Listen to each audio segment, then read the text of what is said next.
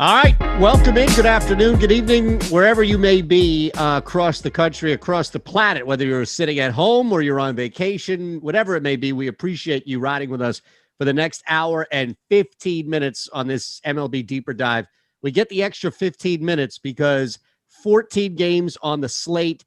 The math is about 5.3 minutes per game. So we have our work cut out for us. And I say we, of course, because it's not me that's going to be doing the heavy lifting. It's Adam at Ship My Money DFS.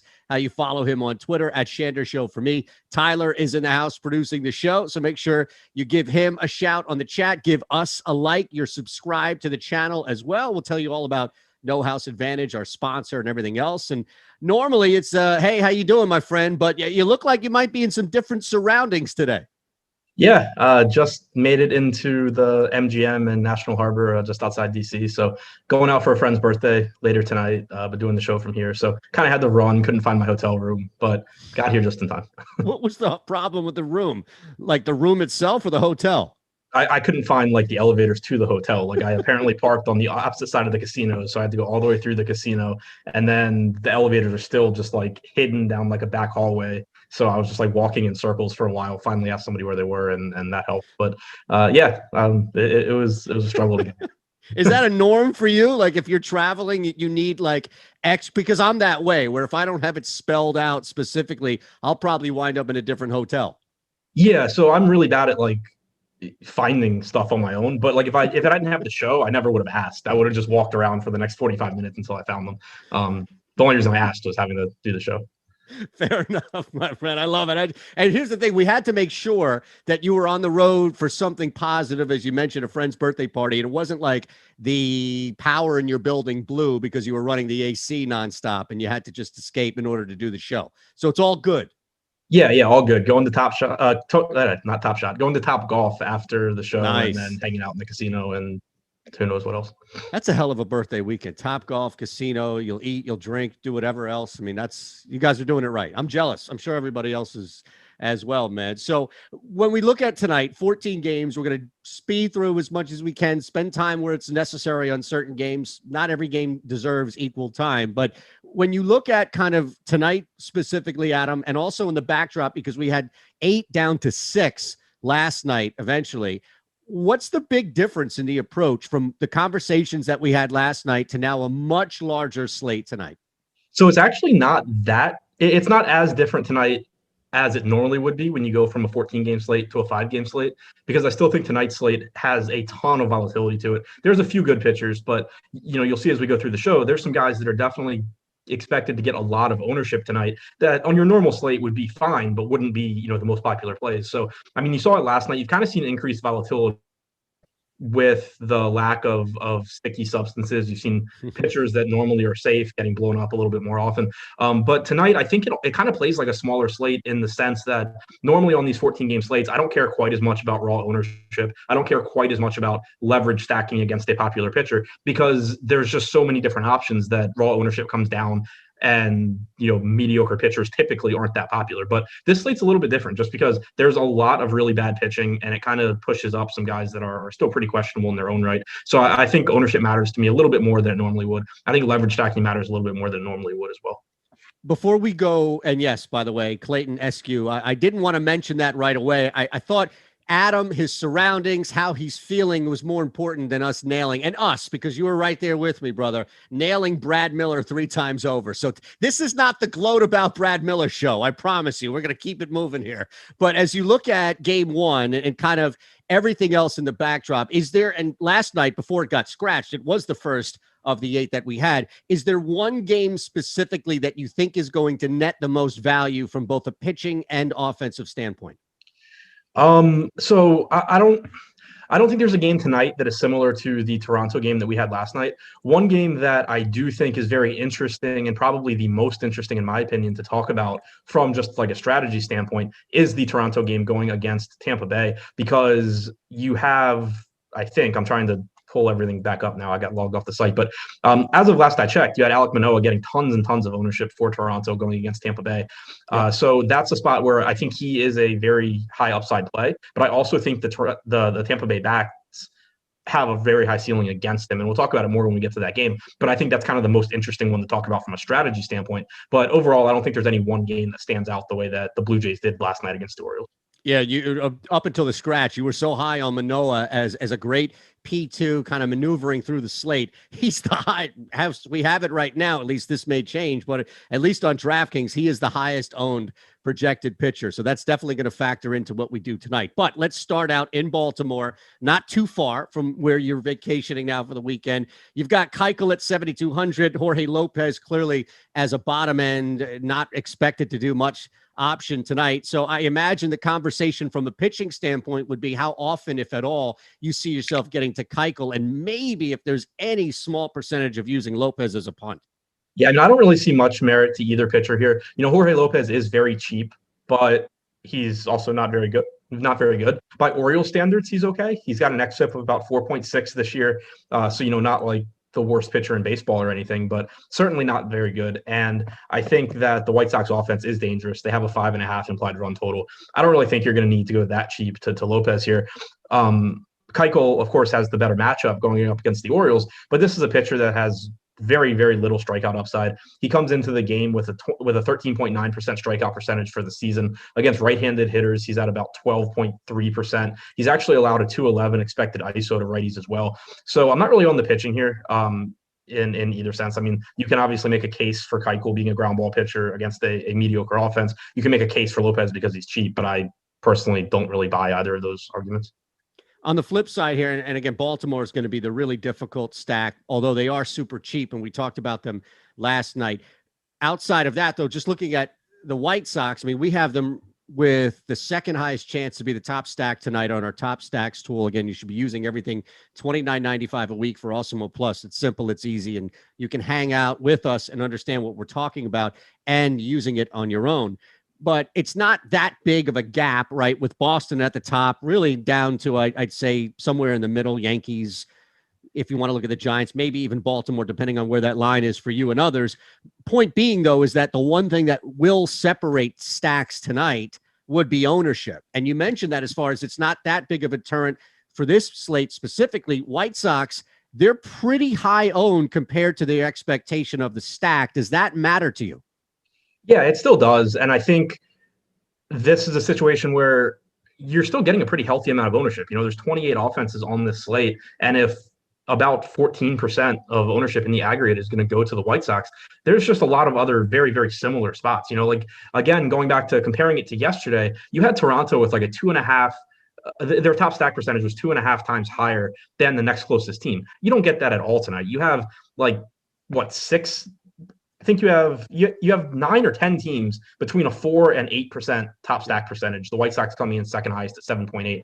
But the ownership there, I mean, the White Sox getting 13.6%. Some teams in that group are at 1.5%, 2%. So you get, I think, a lot of ownership going to the White Sox, and they deserve it. Like, they're in a good spot. They're a good offense and all that. But I think that right now they're projected to be over-owned, and that does matter to me a lot on a slate like this, where you can get to some very, very low offenses that are not that much less likely to have the best slate compared to the White Sox. As far as the cost is concerned, and look, you're going to be paying up for more guys there than you are for a couple of other teams, especially on this slate. So do you try and maneuver? And this is kind of like the follow-up to the strategy, right? We go pitcher, stack, and then seeing if the stack is either too expensive or just not worth it. If there's some sort of maneuverability as far as a one-off or maybe even a sub-stack, if you will.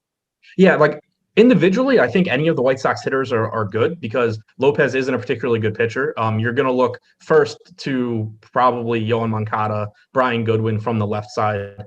Lopez has allowed a 215 ISO to lefties compared to 169 to righties, but they're also getting ownership. So, again, it's kind of, if you have a low-owned stack somewhere and you want to round it out with Yoan Moncada or Brian Goodwin, go for it. They're in a good spot. But at the same time, you're getting almost 26% ownership going to Brian Goodwin. You're getting 20% going to Yoan Moncada. There's just so many good options on this slate where pitching isn't very good. There's plenty of hitters in good spots that I would be inclined to come in under the field pretty much across the board on the White Sox. Make sure, again, you are taking advantage of what we have free for you today. It's the MLB player rankings, MMA fighter rankings going into a pretty big weekend in the sport, if you haven't heard. But take advantage today, of course, across the board with us with the MLB player rankings. And if you don't want to wait, again, $29.95 a week for the Awesemo Plus community. All right, so let's move on now. A completely different approach, I imagine, with Charlie Morton, 9,600. So you have to factor in cost, which is lower than some guys still on this slate. You've got Zach Thompson, who I thought I saw might have been scratched, but yes, it was scratched against Atlanta. So it's now Jordan, somebody else coming in, pardon me. We'll see if it's maybe they bumped Trevor Rogers up. I'm not sure if that's official yet, but Thompson has been scratched. So I don't even know if you were getting to him just under 7K. The real, though, is Charlie Morton, where we have him here. Okay, Anthony Bass. Thanks, Tyler. Appreciate that. So the real question, though, is how often you're working Charlie Morton, who we have projected pretty high to be the top pitcher tonight. Yeah, I love Charlie Morton here. There's not many pitchers on this slate that I feel confident in, but Morton is one of them. And again, that's relative to how confident I ever feel in a pitcher these days. But it's a good matchup against Miami. It's a good park. The implied run total isn't scary at all. Morton comes into the game with one of the higher strikeout percentages on the slate at 27.6%. He's been fine since the substance crackdown. That hasn't been an issue for him.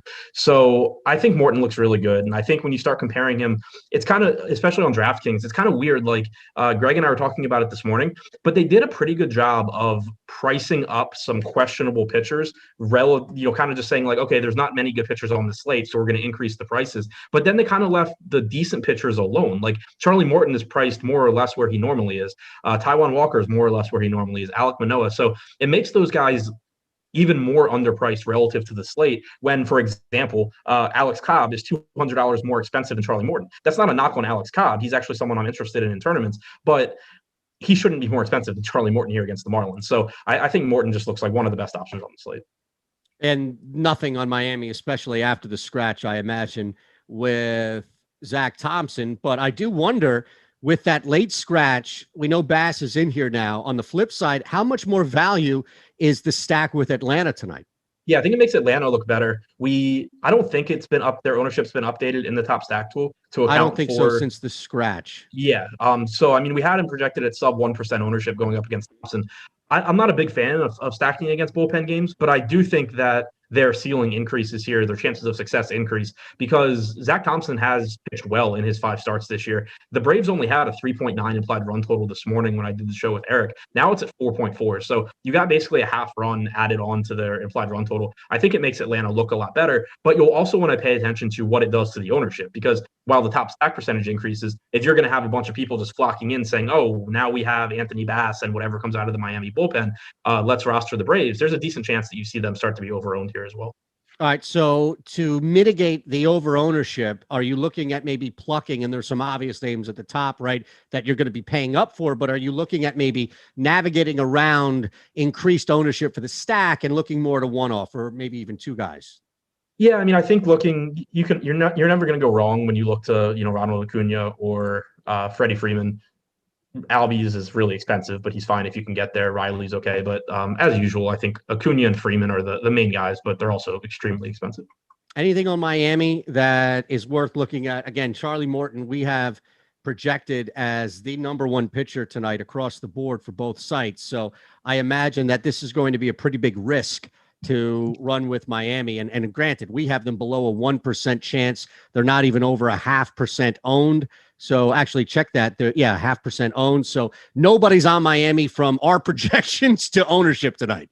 Yeah, I don't really see it. I mean, Morton's getting ownership, but to me on slates like this, I'm a lot more interested in doing the leverage stack against a pitcher that isn't as proven as Morton and someone that I think is only getting the ownership because of a lack of other options. To me, that's not Morton here. Like Morton would be popular at 9,600 against the Marlins pretty much no matter who else is on the slate. So I think it's a really, really low probability spot. If I'm looking to leverage stack, there's a couple of spots I think look better.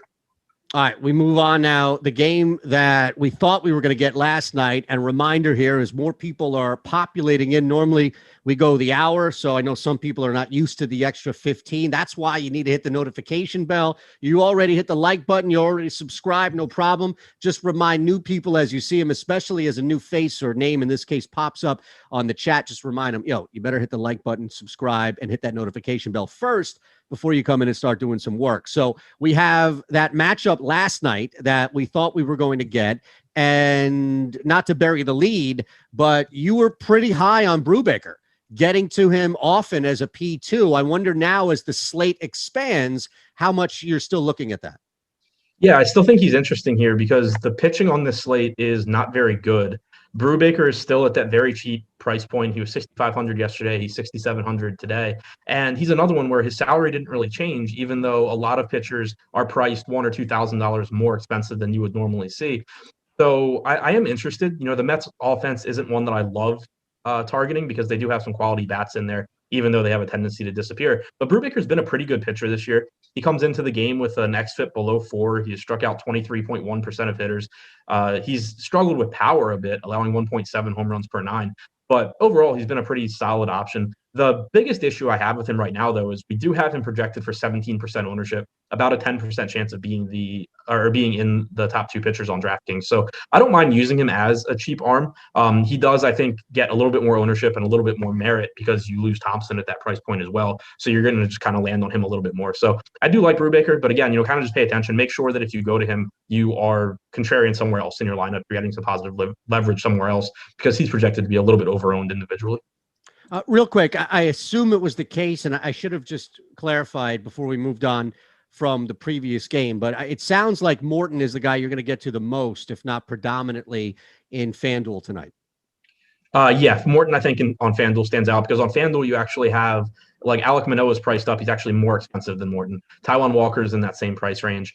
Morton's the highest owned pitcher there, has the highest owned top pitcher percentage. So I think, like, if you're playing cash, you're going Morton, and he's probably the best tournament play as well.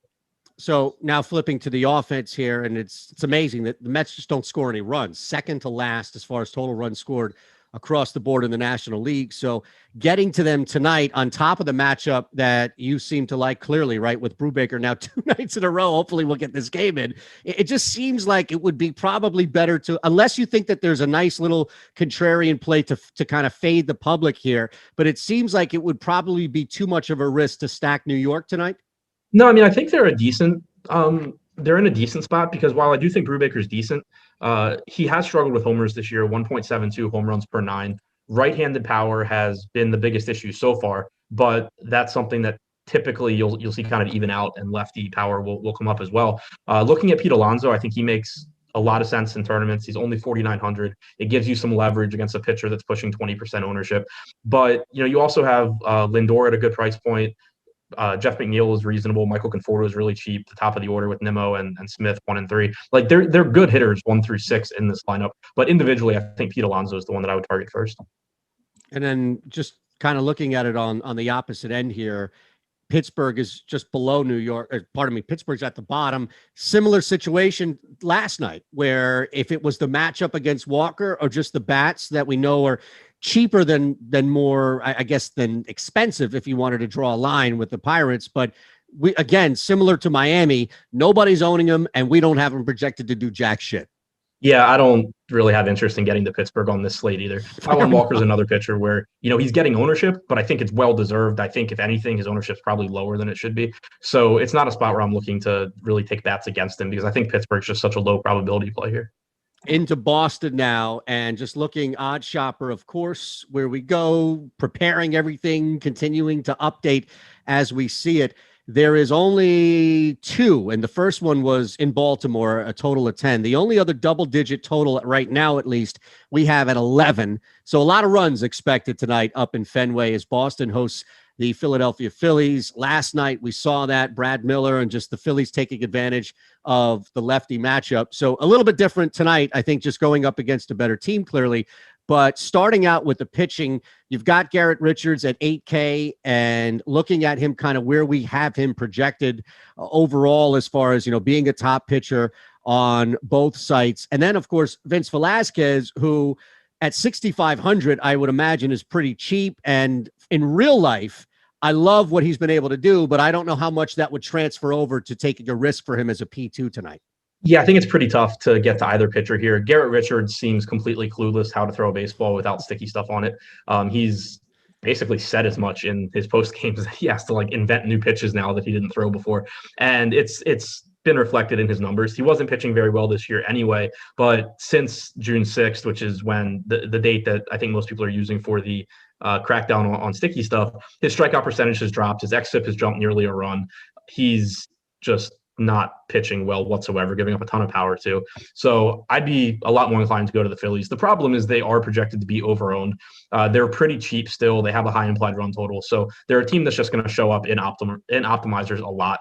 So if you are going there, just make sure you're doing something different somewhere else in your lineup. We have them projected to be the third highest owned they have the third highest top stack percentage. We have them projected to be the second highest owned stack. And then Boston on the other side. Velasquez, I think, is the better, more talented pitcher right now between himself and Richards, but it's also a very dangerous matchup against the Red Sox. They have an implied run total approaching 6. And while Velasquez does have good strikeout stuff, he also is prone to give up home runs, 1.67 home runs per 9 innings this season. And now you're going up against a Boston lineup that has a lot of power in it. It also doesn't help that a lot of that home run issues that Velasquez has been having are with right-handed bats. So, looking at Martinez, Bogarts, Renfroe in the middle of this order, I think they're in a good spot. You're certainly not going to shy away from Rafael Devers just because he's, a lefty. It's still something that over the course of a season, you'll probably see play out to where Velasquez starts to get touched up a little bit more by lefties as well. Verdugo is really cheap hitting second. That's someone that stands out as a potential cash play in addition to a really good tournament option. So really just like the offenses in this game. Yeah, there's nothing more frustrating here than watching Vinny Velo, throw 4 solid innings and just give everything up. And sometimes it's like 2 1/3 solid. You never know. It's like hitting the jackpot on a slot, right? You could just sit there. You never know when that blow up or implosion is going to come. Yeah, he actually helped get me to my first ever baseball live final because I took the Tigers against him and they hit like 5 home runs or something. See, now you already going to have that bias built in that there's never anything positive with Velasquez. I roster him a lot too, though. I'm a sucker for those high strikeout, boomer bust guys, and he has burned me plenty of times. All right, so there's 2 one-offs I'm curious about. One that you're going to pay a little bit for in Bryce Harper at $5K, and then JT Realmuto at $3,800 behind the plate. Either one of those, knowing that they're probably going to be high owned, either one of those jump out. Maybe it's Scherer who's popping up a ton because he's leading off tonight on some crunches on DraftKings. But I'm just curious if either Harper or Realmuto, maybe in 2 different ends, a more expensive or a cheaper option, are one-offs that you like on the Phillies. Yeah, I like them in terms of I think they are a couple of the best plays at their respective positions. The issue is just that you have 29% ownership going to Realmuto. You have 18% going to Harper. Again, that's fine if you have like a lower owned stack and you want to round it out with just a really good play, that by all means go for it. But you do want to be paying attention, of course, to the aggregate ownership in your lineup, because even though Realmuto is in a very good spot and is probably the best catcher play and Harper's one of the best outfield plays in tournaments, you have to just, remember that even if they're the best, there's so much volatility in baseball that the field is going to outscore them a very large percentage of the time. So typically you in larger field tournaments are just going to be getting more exposure to a variety of guys and then cutting exposure from guys like Realmuto. So it really depends on like the individual lineup, making sure that you hit your low owned somewhere in your lineup. But he is, I think, a clear top option at catcher. Real quick, before we move on, I'm just curious, why do you think Boston is so under-owned compared to the White Sox, the Phillies, and then we'll get to Minnesota as well? But their leverage score is pretty much dead even based on where they're predicted tonight to be the top stack and only a small percentage over as far as owned.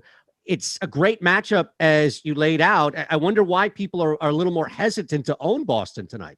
It's just the pricing. Their top value percentage on DraftKings is 2.5%, 3.6 on the White Sox, 6.9 on Philly. Like if you look at the middle of these orders, these batting orders, or even the top, Segura, Realmuto, McCutchen, Miller are all $3,800 or less. In the top 5 on Philly, you have one hitter above 3,800, and that's Harper at $5K. For Boston, in the middle of their order, Martinez is 5,500, Bogarts is 54, Devers is 57. It's just going to make it a lot harder to get all those guys together. Same can be said for the White Sox, where you have the top of the order is expensive with Anderson, Moncada, Abreu, but then you get salary relief with Brian Goodwin at 3,900, Engel at 3K, Garcia at 3,700, Vaughn at 31. So it's a lot easier to like 5-man stack those teams with guys that are at the top or in the middle of the order than it is with Boston. You'll actually have to make some sacrifices.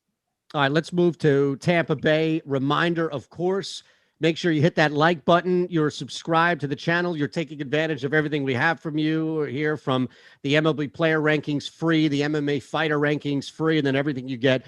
Awesemo Plus, $29.95 a week. You want to bump it up to Awesemo Plus Platinum? Don't worry. We have a deal for you there as well. You can just put in the code MLB Deeper Dive, all caps, one word, the name of this show, MLB Deeper Dive, for 25% off your first week of Awesemo Plus Platinum. Yes, we have MLB DFS specifically for you, the MLB Weekly package at $15.95. But look, when you're bumping it up to $29.95 a week for Awesemo Plus, you're getting everything all right there at the touch of your fingertips. There is something that I noticed on the chat, and I'm so tempted to go down even like a step of a rabbit hole because we have no time whatsoever on this show. So let's get through Toronto and Tampa Bay. And then there's a little theme that I noticed on the chat that I don't think you had time to respond to yet. So why not take a minute or so, at least bring this up, because I never know what's new, because I'm the newest, I think, person on this channel. So I never know what's new versus like what's been around forever. So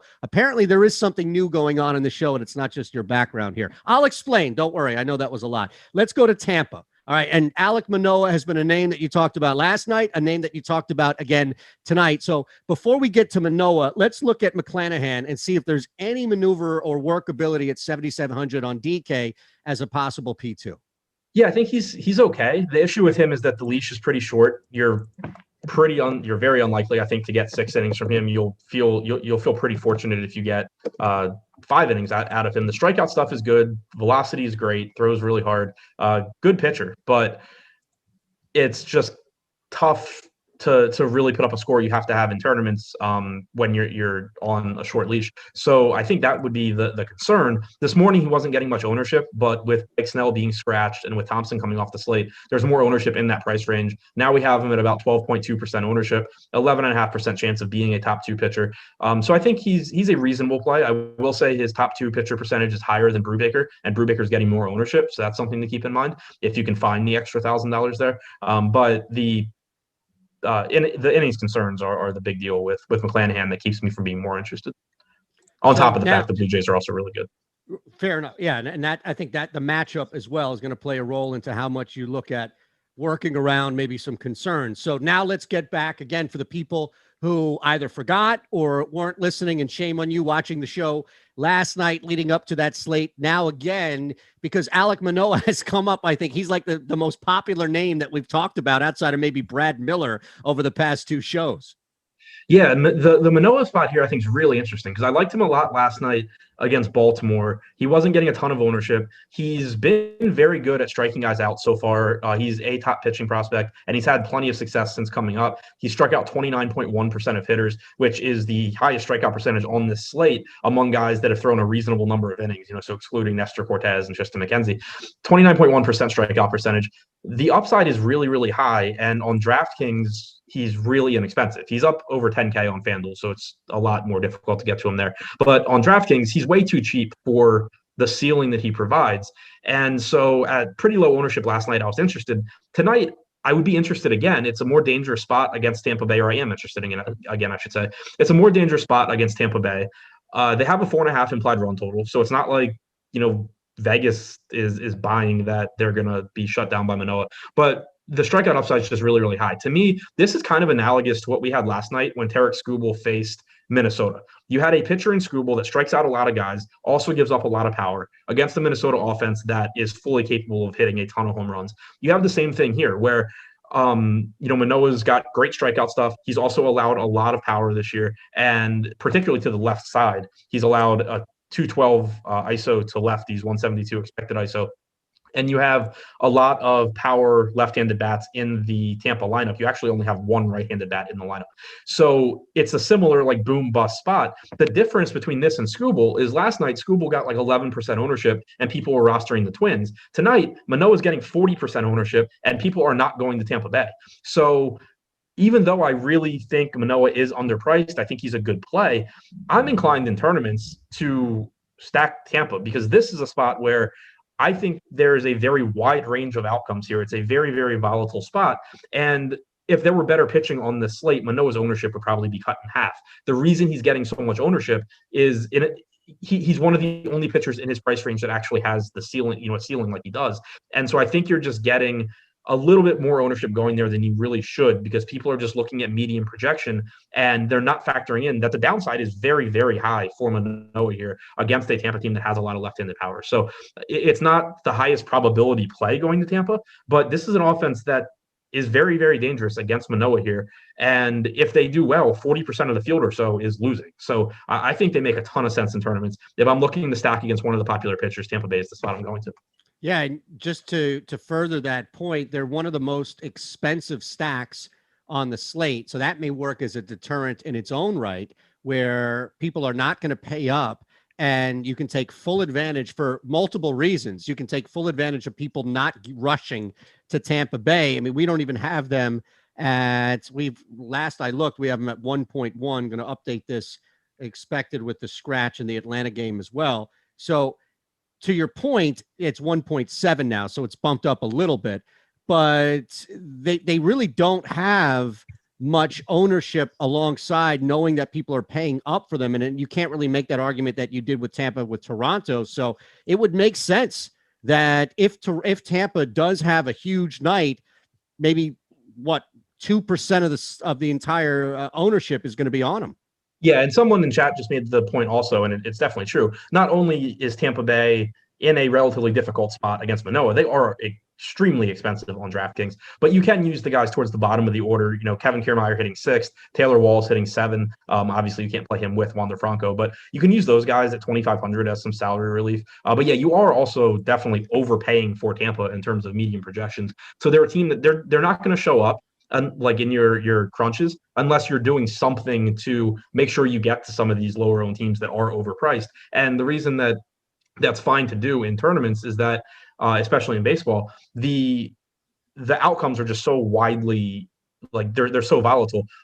You can be overpriced for your median projection, but anybody who hits a home run ends up not being overpriced. So it's kind of like the salaries, they matter in terms of getting upside into your lineup, but they don't really matter in tournaments in terms of like median projection for hitters that much. So it is something where I think it's very difficult to get to Tampa, but where you can, I think they are a very good leverage stack against Manoah. Is there anything from a one-off perspective on Toronto that you may like, even if it's a couple of guys you can get to? I don't love much from Toronto because I think McClanahan is pretty good and he's not getting that much ownership. They also are expensive, but of course, if you can get to Vlad Guerrero, that looks good. Randall Grichuk batting 6th at 3,400, I think is a pretty good spot to go to just for the power upside at a cheap price. All right, so let's move now. We're approaching the halfway point. We're actually moving pretty fast here, man. We'll go to Cleveland. Now, I have to ask, though, real quick, because I saw this pop up on the stream, and while you and I have worked together for a little bit now, and I have never seen you without the cap, I just expected that that's a look that you've gone with every now and again. But the stream is blown away at Hatless Adam tonight. Yeah, I normally end up wearing one because it's normally like I just rolled out of bed, or but I haven't gotten a haircut in 2 months, or you got a good set. You got a good head of hair on you. And look, I have no hair, right? So I'm talking about it like from a position of envy, right? I'm not buttering you up for anything. You got a good head of hair on you, and here I'm thinking like you'd had bedhead or something shitty at 10 a.m. on a Saturday. You look like you could put some gel in and roll out like you've been doing something. Yeah, it's not bad. But yeah, it's normally like it's so much easier to just throw a hat on. All right. I think the entire chat at one point was just taken aback in shock because they're like, wait a second, that's not the background we're used to. That's not the Adam we're used to. Yeah. Well, they had fun with it the last time I didn't wear a hat. I think it was me and Lofty, because I hadn't put anything in my hair, and I literally kind of done the same thing. I was doing it from a hotel before I went on vacation, and I just kind of run into the room and got in front of the camera. And so my hair was a mess. And like, I have a widow's peak naturally. So like they were having some fun with it. Wait a second. I have to catch you back here because, or maybe it's just crazy in its own right, but how are you getting more shit for showing up without a hat on and popping into a show as opposed to like 10 a.m. on a Saturday when you're still banged up from Friday night and your hat is down like where Mace used to wear his hat where you couldn't even see his eyebrows? I don't know, but that's how it goes. See, you're glutton for punishment, and I love it. All right, let's move to Cleveland. Kansas City and Cleveland. Another high projected run total here, 9.5, just under that double digit. We've got McKenzie, Brad Keller as well. Different ends of the spectrum here as far as what you're paying for pitching. So looking at, let's start with Tristan Mckenzie, the high cost option on DraftKings versus any small under the radar maneuverability with Brad Keller. No, McKenzie's got really good strikeout potential. He also walks a ridiculous amount of guys, comes in with a 20% strikeout percentage, and he's really expensive on DraftKings. So I think it's pretty hard to go there. And then Brad Keller just isn't good. I mean, the guy doesn't strike people out, gives up a lot of power, not a particularly good matchup against Cleveland. So I find it really difficult to get to either side of the pitchers here. You know, what's happened here, too, is that I hit one last night with Brad Miller. Now, Butthole Jenkins is mining me again for picks. You're the one who's going to give home run picks out at the end. I just threw that in there at the end. I just don't want Butthole and others to get used to me giving out winners. That's what Adam does. I just sit here and piggyback off shit. Fair enough. So now, look, if there's nothing truly there with either one of these guys on the mound, it's trying to take advantage of the flip side here. Cleveland, we do have, granted, on this 14-game slate, 28 offenses to choose through. There isn't that much of a gap between, let's say, the White Sox, Phillies, and where Cleveland is, but we do have them projected as a pretty good shot at being the high-owned stack or the number one stack tonight. They are not, contrary to what I just said, high owned. So looking at Cleveland first, and then maybe looking at the Royals, who are just below them, this looks like we have them at least projected to be one of the two stacks doing pretty well tonight. Yeah, I think it's a good spot. Keller, again, he's just a pitcher that when he first came up, he somehow got by on smoke and mirrors, even though he wasn't striking guys out. But he's gotten hit pretty good this year. 230 expected ISO to lefties, 215 to righties. The Ramirez-Reyes two-man, I think, is, again, just a really, really good spot to get to here. But you can certainly round that out, grabbing Hernandez, Rosario, Bradley, Mercado. All those guys are fine. And Cleveland, not projected to be over-owned. They have the exact same ownership share as their top stack percentage. So I think that they do look like a pretty good spot to get to. Both sites, you're looking at them as far as, one-offs that you may be able – I know we talked about Ramirez last night as far as, 4,100, kind of a workable cost there. So with Cleveland, are you looking at maybe anybody more than that who isn't as going to be as high owned as Ramirez? Reyes, if I'm pulling their ownership up now, but Reyes I think is really interesting here because we know how much power he has, and yeah, he's getting like 6% ownership right now on DraftKings. We know how much power he has, and he does strike out a lot. But he becomes really interesting to me against pitchers like Keller because Keller's only struck out 14% of righties this year. So he's most likely going to let Reyes put the ball in play. And if you're going to do that, Reyes is going to do damage. Now, if we look at anybody on Kansas City outside of the stack, of course, before we move on from this game, I'm just curious if there's a name or two that we should mention that you yourself see you're getting to as far as one-offs. From the Kansas City side? Yeah, it didn't really look like much was popping up on crunches. Yeah. That's why I didn't know if we missed anybody under the radar. Yeah, I mean, not too much. I will say that there's some decent value there. They're getting ownership too, but just from like a power per dollar standpoint, for lack of a better way of phrasing it, $3K for O'Hearn, $2,800 for Dozier, $3K for Soler, $3,300 for Benintendi. I don't love the spot against McKenzie because he's just striking you out or walking you basically. But just in terms of the upside that you have, there's not that many hitters around 3K or less that give you the same power potential as that group.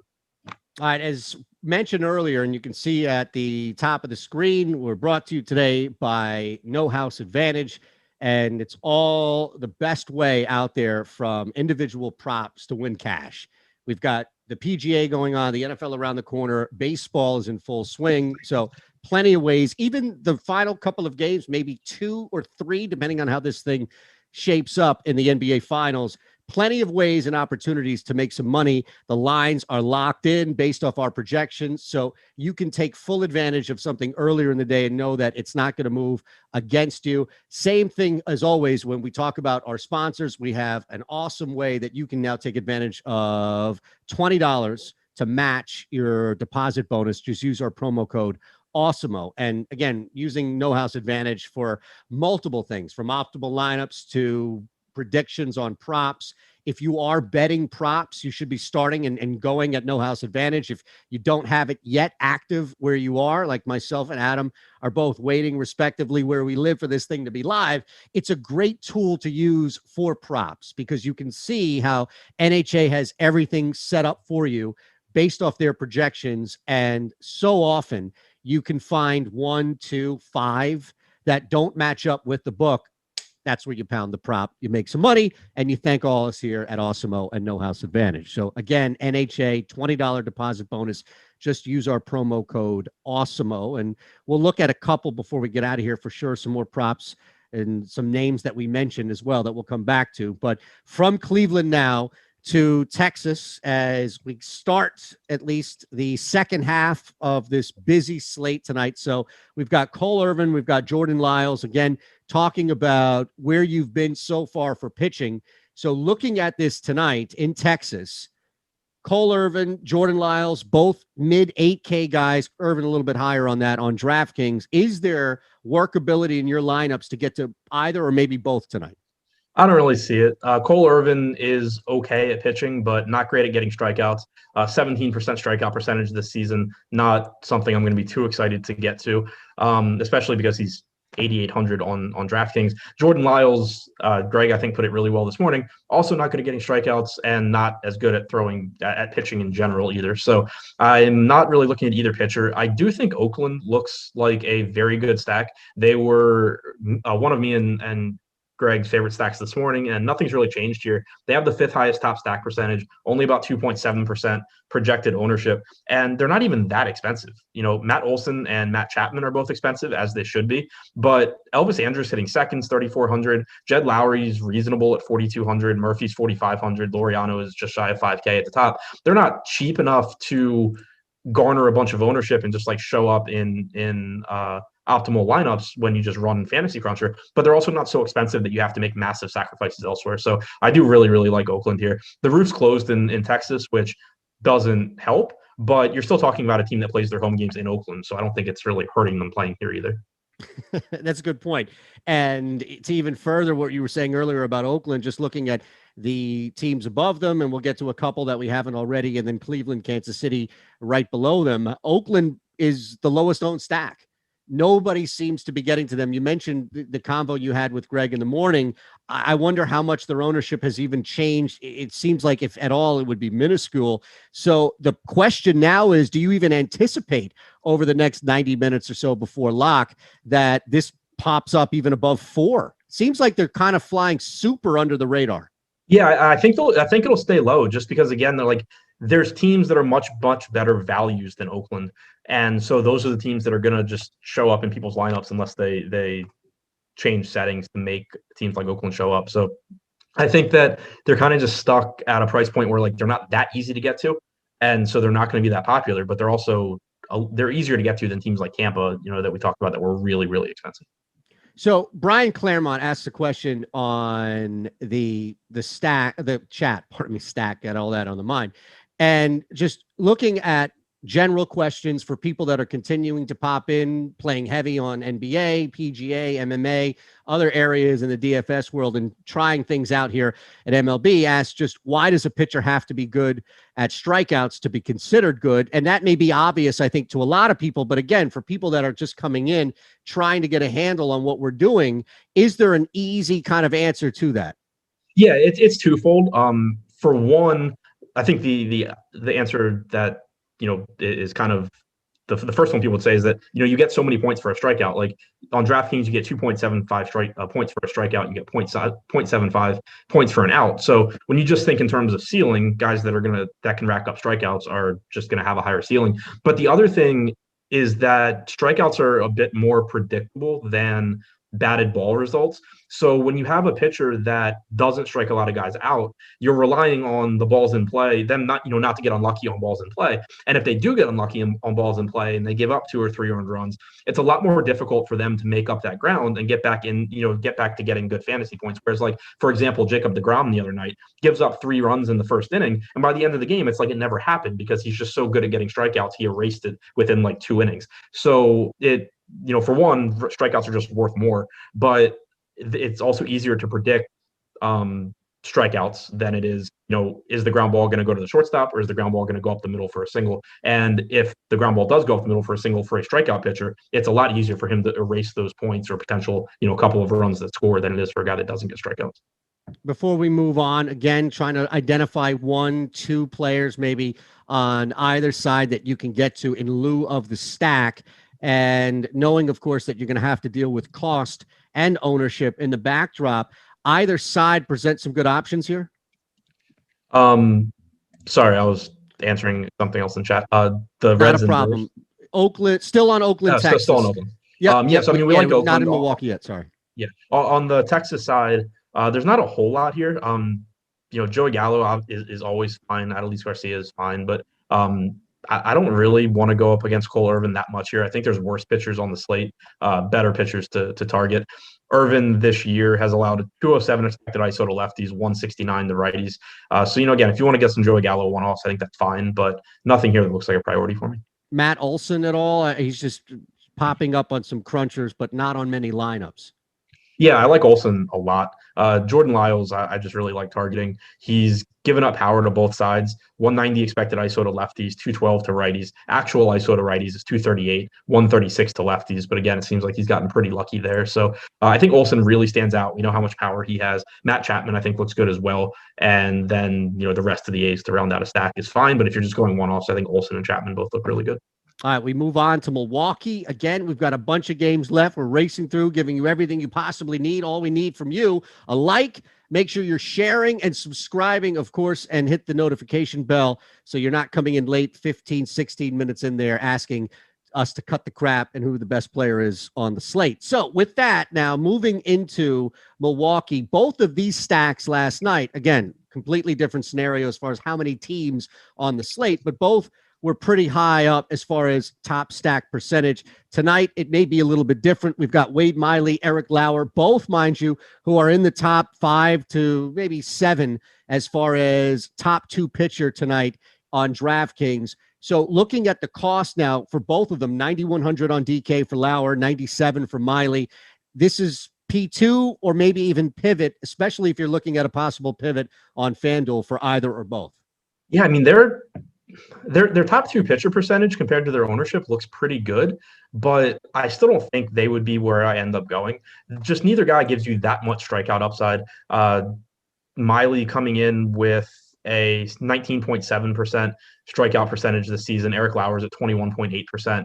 Neither pitcher is that good. Like, Miley's been okay at preventing runs, 3.66 xFIP, 3.06 ERA, but Lauer is okay with a 4.16 xFIP, but neither one is just that likely to pile up strikeouts and get you fantasy points. You're kind of just hoping one of these guys goes deep into the game, and that's not an approach I normally take. I think if I am looking to pivot at pitcher, we haven't talked about him yet, but I would go to Alex Cobb if I'm looking for like a 9K plus guy that is going to be a little bit lower owned. I would go there. I also like Taijuan Walker, at 9K, a little bit cheaper than Lauer.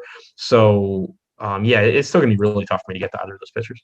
So again, I think what happens is we look at you and conversations about not getting to a pitcher, and then somebody may jump in and assume, all right, well, if he's not getting to these guys, then we start hammering Cincinnati and Milwaukee. But it's not just because or always or even because of the matchup. It could be because of money. It could just be because compared to other pitchers on the slate. So I'm guessing here, but I'll defer to you, of course, that's more of the case where it's your confidence in cost so much more so than the matchup, where if you're not getting to either or both of these guys on the mound, how much are you going to rush to Cincinnati or Milwaukee as a stack? Yeah, neither one really looks like a priority to me either in terms of stacks. Both are projected to be a little bit under-owned, but I think there's other spots that I would rather get to. Neither pitcher is bad. Like you said, it's more just that the pitchers are so expensive. That's why I'm not interested. If you throw Wade Miley on this slate at 7K or Eric Lauer at 7K, they would be very reasonable options.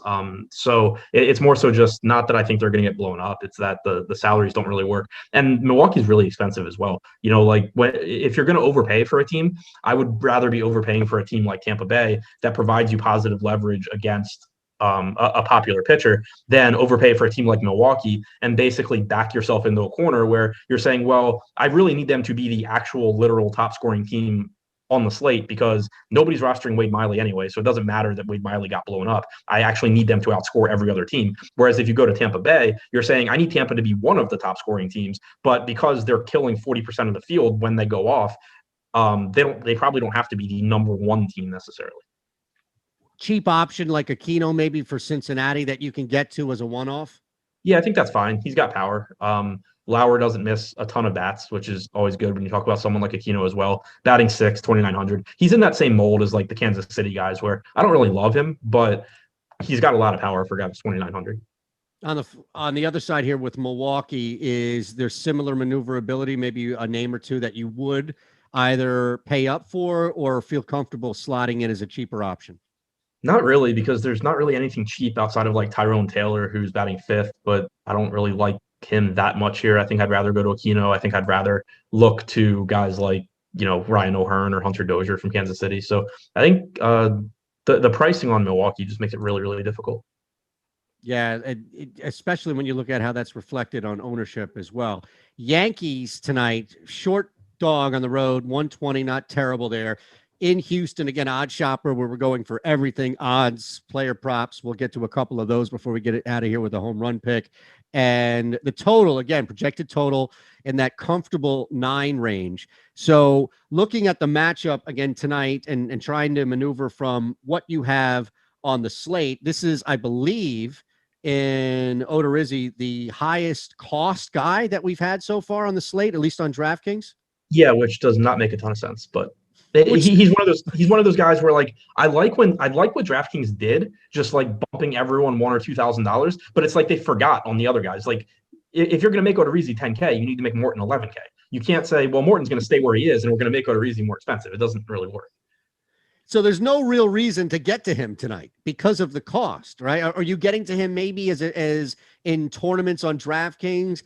Based off the cost and what you're getting back from him, I can't imagine that you're using him as a pivot on FanDuel.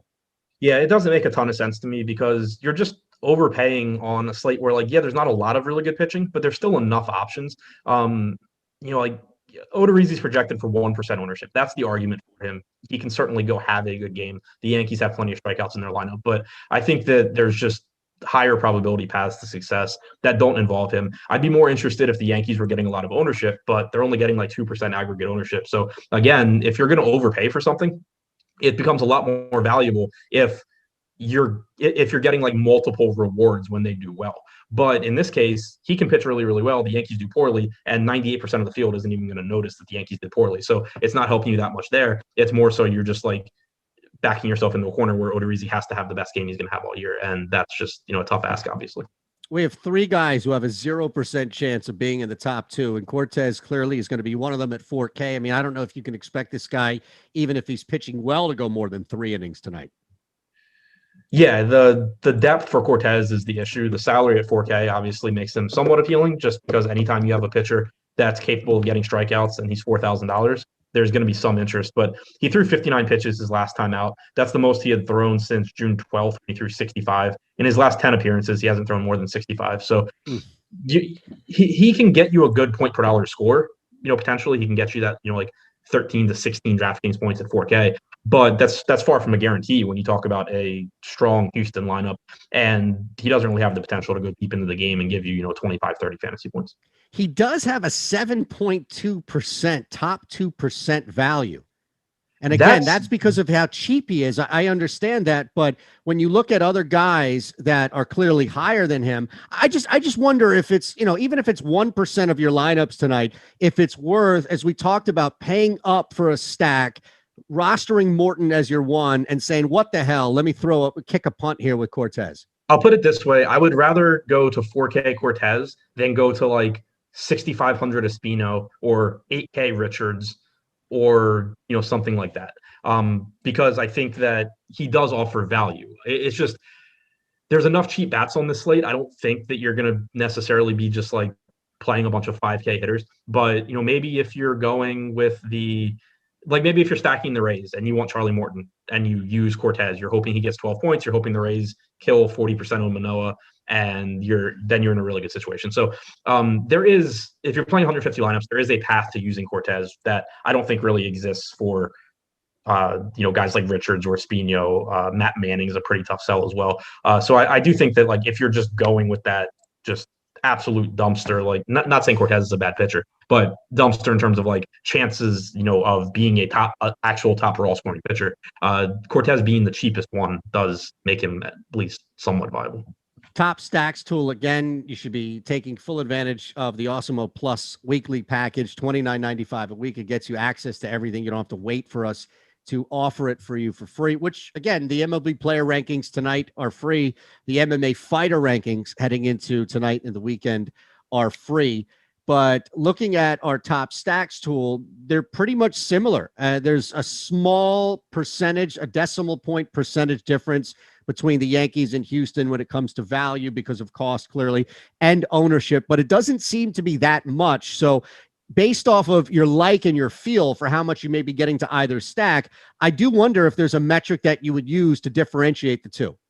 Yeah, they do look pretty similar here. Actually, a little bit less ownership going to Houston, but for all intents and purposes, very, very similar plays. Kind of middle of the pack in terms of leverage score, middle of the pack in terms of top stack percentage, and towards the bottom in terms of ownership. So I'm not going to like talk anyone off of going to either team just because they are low owned. They are both really, really talented.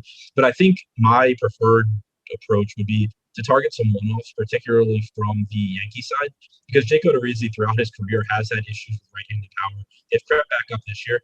He's only allowed a 146 ISO, but he's gotten pretty lucky. 229 expected ISO allowed, and we know how much power is on the Yankees. So I think there's a pretty decent chance that overall Odorizzi has a good enough game, and the Yankees don't go nuts. But I would also expect that you're getting 1 or 2 home runs from these right-handed power bats, and they're actually pretty cheap with Luke Voigt at 3,600, Stanton at 4,600, Garrett Sanchez 4,800. Like they're not that expensive. Yeah, is that just because of what's been happening recently, or do you think that this is going to be a longer trend for the Yankees being a little cheaper? I think it's probably what's been happening recently, and I think also to some extent the DraftKings pricing is affected by the price of the opposing pitcher, I think, and so Odorizzi being bumped up to 10K, I think drives down the Yankees prices a little bit. So again, Cortez, I understand that there's even if it's a small path to success, especially compared to a couple of other pitchers here on this slate. I am a little surprised that Houston isn't more owned simply because, and maybe it's just because the expectation of getting to the bullpen sooner, but I was a little surprised Houston isn't more owned, especially going up against a matchup in Cortez. Yeah, I think it's just kind of like that they're like kind of like Oakland, where they're not really expensive, but the middle of the order is still a little bit more expensive than some of those top teams, and their implied run total isn't quite as high. You have Boston's a full run higher, the Phillies are a half run higher, the White Sox are a half run higher. So you're just going to get a little bit of ownership going to those teams, and that's what's really nice about 14 game slates is on the one hand it's tough because just obviously the chances of you being on the right team are lower because there's 28 of them, but it also allows you to stack teams like Houston that are typically going to get ownership because they're just good offenses. But on slates like this, there's other spots that people would rather go to, so you're able to get to them at lower ownership. Low cost guys in Minnesota, Detroit in Minnesota. So let's start with a pitching matchup. Detroit, by the way, is right up there with Arizona and Colorado as the two biggest road dogs, really dogs across the board on the slate tonight. So the books have very little confidence. I mean, you're getting plus 200 on a return for Detroit winning tonight in Minnesota. There's a high projected run total of 9.5. So based off of the money line and the total, yes, a high scoring game, but it looks like Minnesota is going to be doing the majority of the damage here. The pitching matchup with a 9.5 projected run total, maybe on Minnesota at 7,100. There's some interest there, but I don't know if you're getting to either of these guys tonight. Yeah, I'm interested in Kenta Maeda just because of the matchup and the salary. He hasn't been nearly as good this season as we've seen in previous seasons, but he still has a 23% strikeout percentage. 4.06 xFIP is reasonable. He's given up plenty of power with 1.58 home runs per 9, but this Tigers lineup isn't the most powerful lineup by any stretch. So, and also Maeda is a guy that you just didn't see the salary move. If you had seen his price jump to 8,500, like that's kind of what you would expect based on what we've seen for other pitchers on this slate. So I think Maeda is just underpriced here and one of the better values. Is that going to be enough to actually let's look at Minnesota clearly, because I think that's where the storyline is, unless you're going to sneak in on Detroit, which again is not at the bottom. So let's put Detroit in the back burner for just a second here and look at Minnesota. We talked about everybody else above them, Philadelphia, Boston in that one game, and then the White Sox to open up this slate. Minnesota right there. I mean, they are projected to be one of the top stacks just under those three teams I mentioned. The ownership is there as well. They're over double-digit ownership. But as you mentioned earlier with Philadelphia and the White Sox, where on a 14-game slate, 11, 12% ownership isn't necessarily a death knell by any means. So how do you approach the stack tonight for Minnesota, which is not super expensive compared to the other stacks above them? Yeah, I really like Minnesota here. Matt Manning, to me, is one of the most confusing pitchers that there is right now, because this is one of the top pitching prospects in baseball. And in the minor leagues, he posted very, very good strikeout numbers. It's one thing for a pitcher to come up from the minors and then have struggle giving up home runs, or maybe his walks increase or the strikeouts decrease a little bit. But it's really, really weird for a guy to go from striking out a lot of hitters in the minors to being completely incapable of getting strikeouts in the majors. Through 4 starts now, he has a 7% strikeout percentage. I have no idea what the issue is, but 4 starts, while it's not a big sample size, it's definitely enough to cause alarm that this guy is just has been at least incapable of striking out major league hitters. And then now he's going up against a Minnesota offense that's pretty dangerous. One thing that I like about Minnesota here in terms of ownership is, as in the aggregate, they are getting quite a bit. But Luis Arias is projected for 20% of that. And, I think he is a good value. He's leading off, but he's also, it's not like he's the most powerful hitter. He's someone you can just skip in your stack if you wanted to, and you'd be fine. It's not like when we talk about the Angels, you're not going to skip Shohei Ohtani, because then what's the point of stacking the Angels? So with Minnesota, they have a little bit deeper lineup, and down towards the bottom, you have some guys that still have power, but aren't getting nearly as much ownership. Miguel Sano is batting 8th, but sub 10%. Max Kepler, 6.5%. Jorge Polanco at 5.7% because they're a little bit lower in the order. And then batting third, I think one of the better outfield values on the slate, Trevor Larnak, one of the top hitting prospects, who has done relatively well so far in the majors. He's only 2,800. So I think there's a lot of different ways you can approach Minnesota, and you can actually use some of these guys from the bottom of the order to get lower owned bats without sacrificing much in the way of power. Yeah, Larnak's coming up as the top individual on our crunches here based off of Awesemo's projection on the fantasy cruncher, especially 17% of line. I crunched 150 and I'm getting him in 17%. So and the other guys you mentioned as well, 14, 13%. So definitely looking at them popping up as well. The opposite side here would be Detroit, and how much wiggle room you think there is to a pretty big upset tonight on the book. But maybe there's some value in return. As you mentioned, while you like the number, there was still a little bit of concern you have on the other side of the mound. So is there any pathway here to Detroit, even if it's not the stack, but 1 or 2 players? The argument for Detroit is that Kenta Maeda is a mediocre pitcher and he's getting a lot of ownership. It's the same argument that you're making, or that I made, for taking bats against Alek Manoah. The difference is that Tampa Bay's bats are a lot better than Detroit's bats. But if you want to go to Eric Haas, he has power. Nomar Mazara is 2,100. I think my favorite guy from Detroit, though, if you are going there, is Akil Baddoo. He's leading off. He's 3,200. He's got power. That's a pretty good one-off where you can get a little bit of leverage against Maeda without your entire team revolving around one of the worst offenses in baseball. All right, your squad out west taking on the San Francisco Caplers. And yes, I miss him here in Philadelphia. I was not one of the people who ran him out for Joe Girardi. Washington, not that big of a dog by any means. Only, you're getting 132 back. Again, we know the park, 8.5 projected run total here. So we look at the pitching matchup, of course, first and foremost. And I don't know if Espino or even Webb are P2 options for you tonight. Definitely not Espino, and not really Webb either. If I had to go to one, it would be Webb, because he's stretched out and he's not Paolo Espino. But I'm not really looking to either of the arms here. The bats, on the other hand, and again, I don't know if this is more just a matter of circumstance, where maybe this isn't the game that's going to provide the most value both on the mound and at the plate based off where they're playing and kind of the matchup. Yeah, I mean, the park definitely is favorable to pitchers. It's only supposed to be in the low 60s.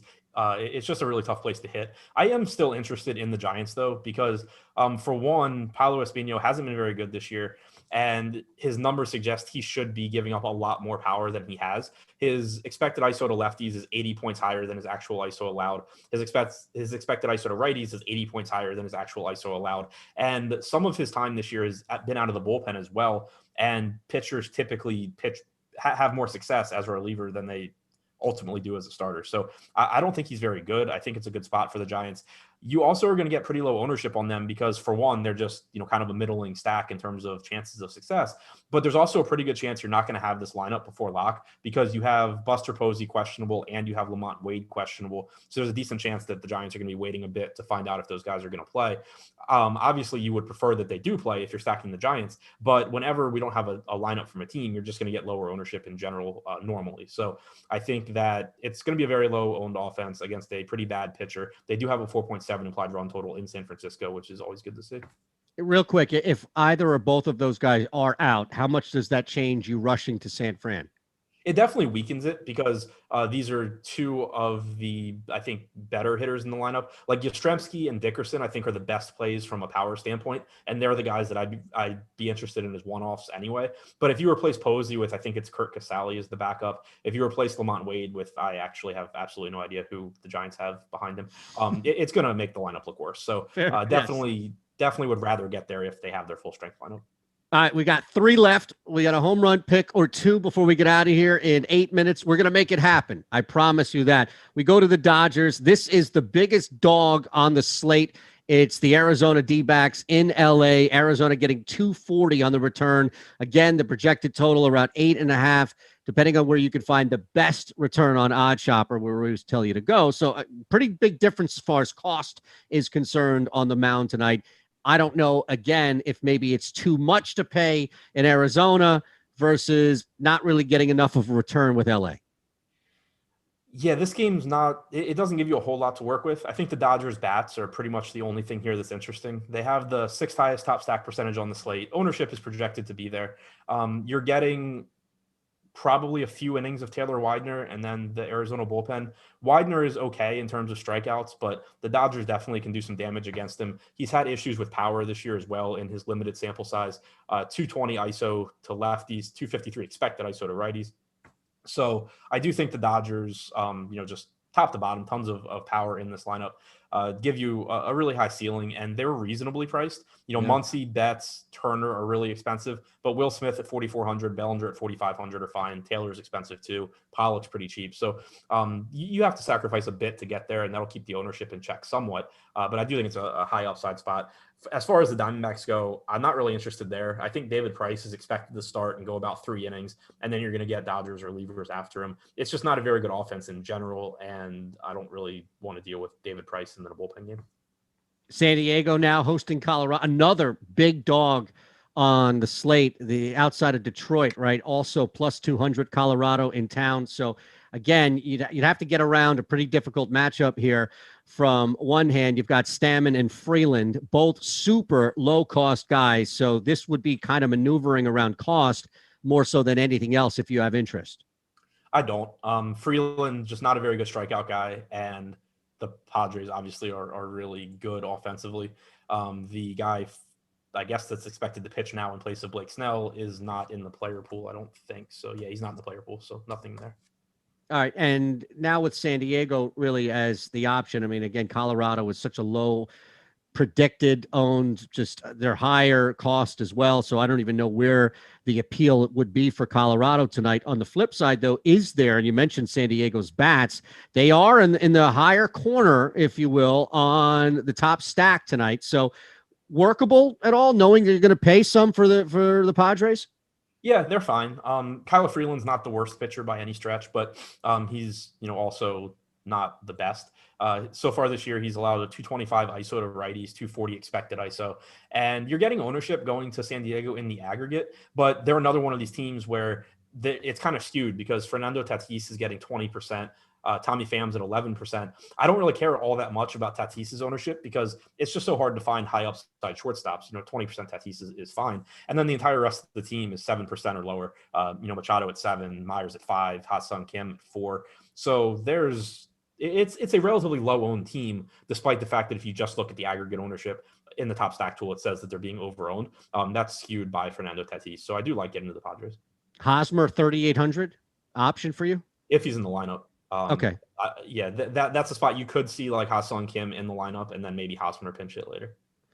One more game, home run picks. Quick reminder, though, we have awesome, crazy new tools for you to use. MLB DFS and sports betting combined this season, and one of those is our MLB player props tool. So find all of the best edges every single day on MLB player props, including expected win percentage and the return on investment. Those are two key metrics that you won't find elsewhere when you're looking at value on player props. Trust me, I know I'm all constantly looking for the best values and the best places, and now I don't have to do it anymore because OddsShopper provides it. So use in conjunction with our OddsShopper tool, you'll find the best lines available, and of course, you'll gain the biggest edges. So lastly, we have, before we get out with a home run pick, and again, live before lock with Greg and Terry coming your way in just under 4 minutes. Hit that like button. Make sure you're subscribed. We want to make sure that you never miss a program here and you're always informed. Seattle hosting the Angels tonight.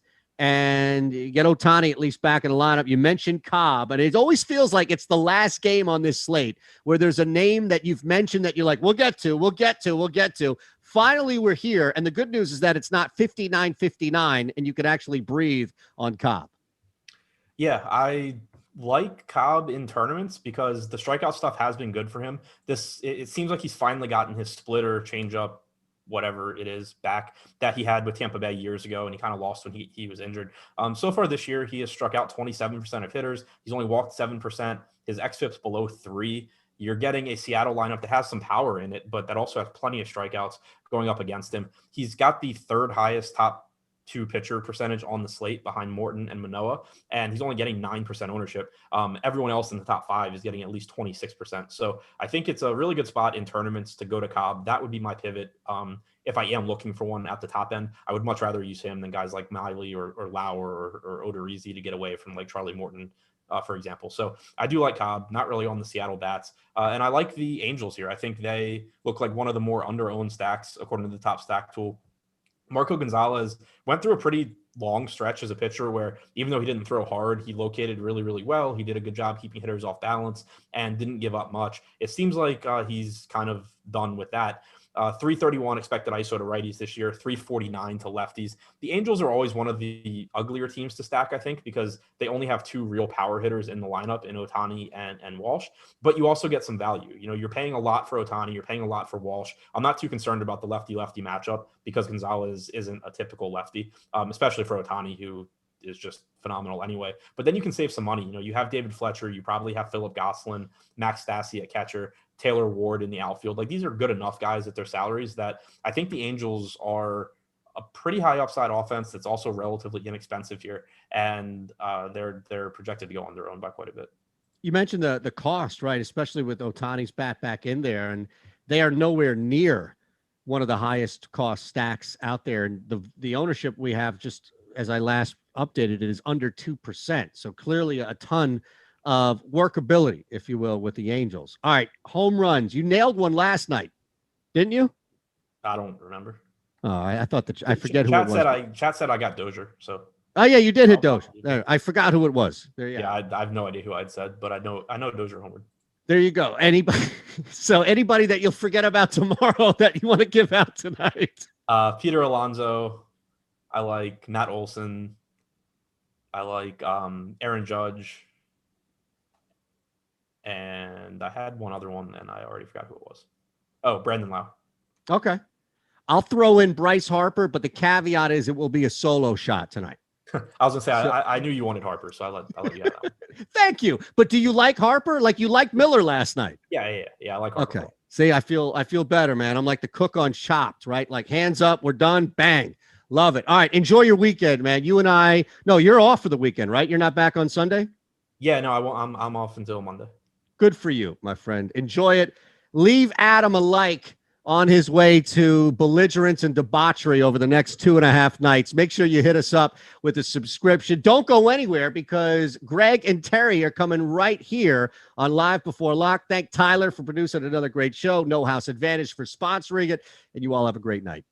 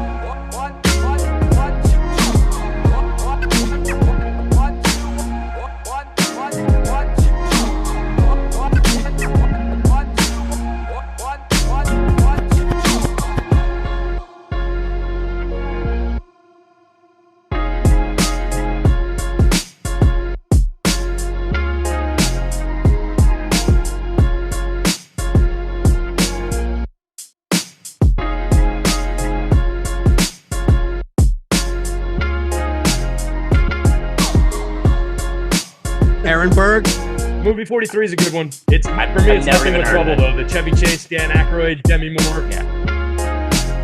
No, I missed the first 42. Have a good night. Later, guys. Just the first 42. Nice.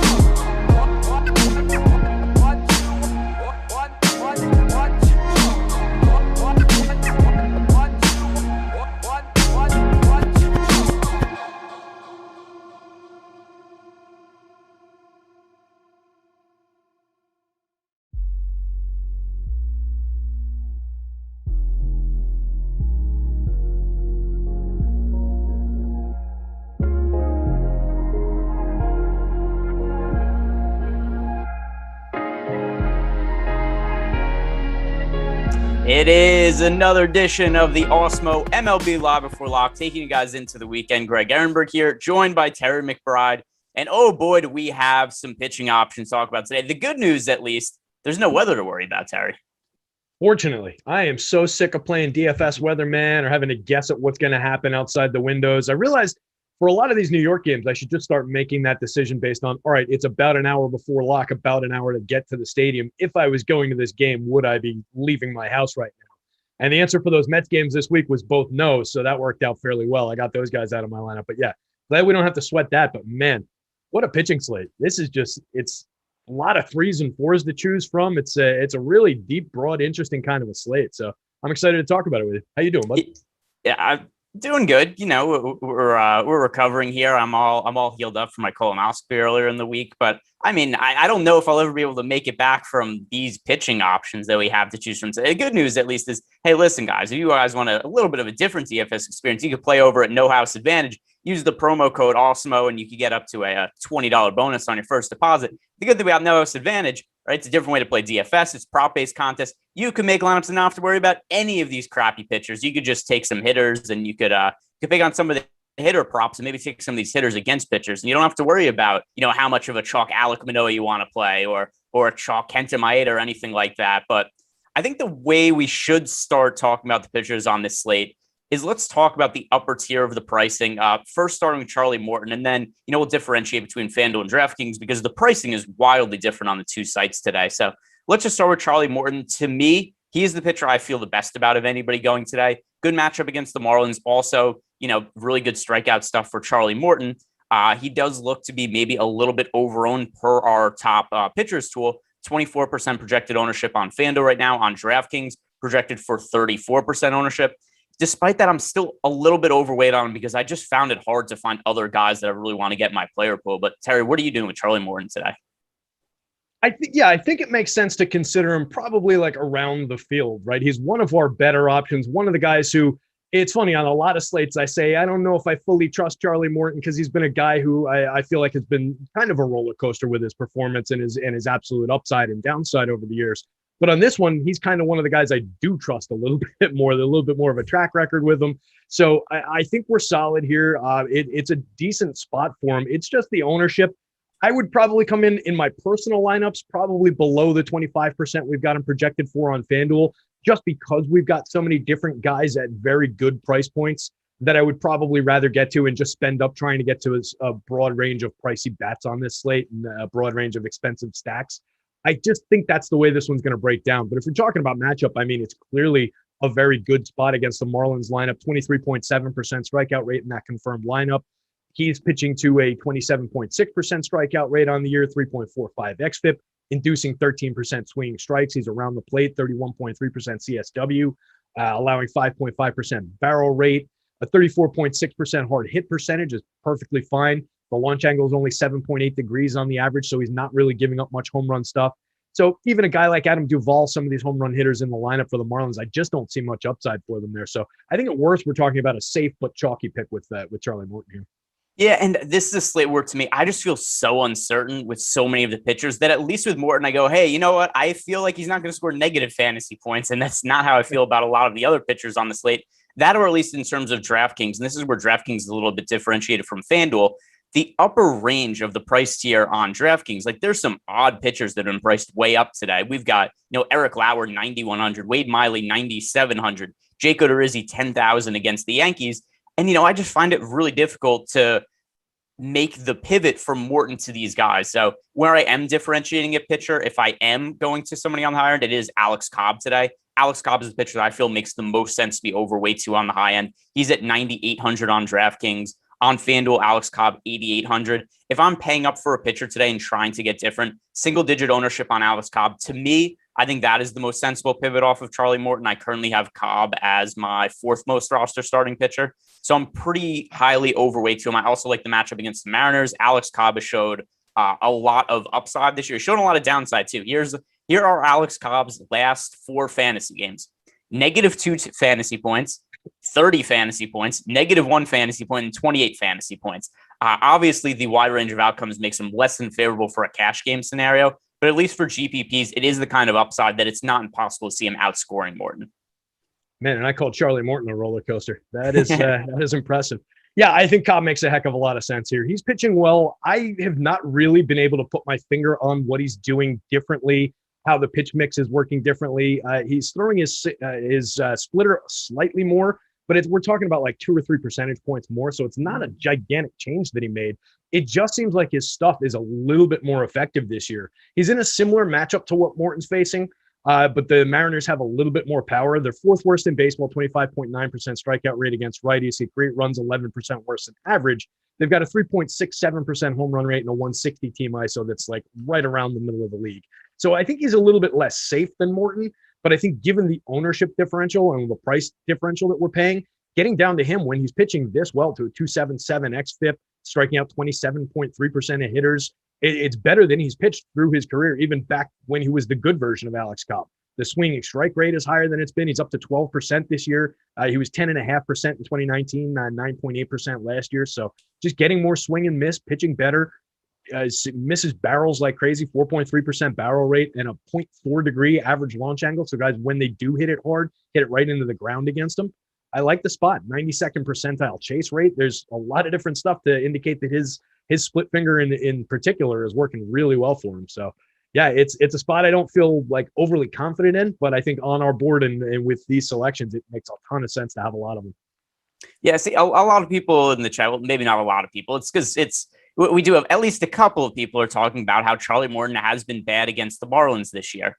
But I mean, you go look at Charlie Morton's box scores, and by the way, anybody can get blown up at any point in time. He started against the Marlins his last time out, and sure, he gave up 4 runs in 5 1/3 innings, ended up scoring 14 DraftKings points, and overall, he's made 2 starts against the Marlins this year.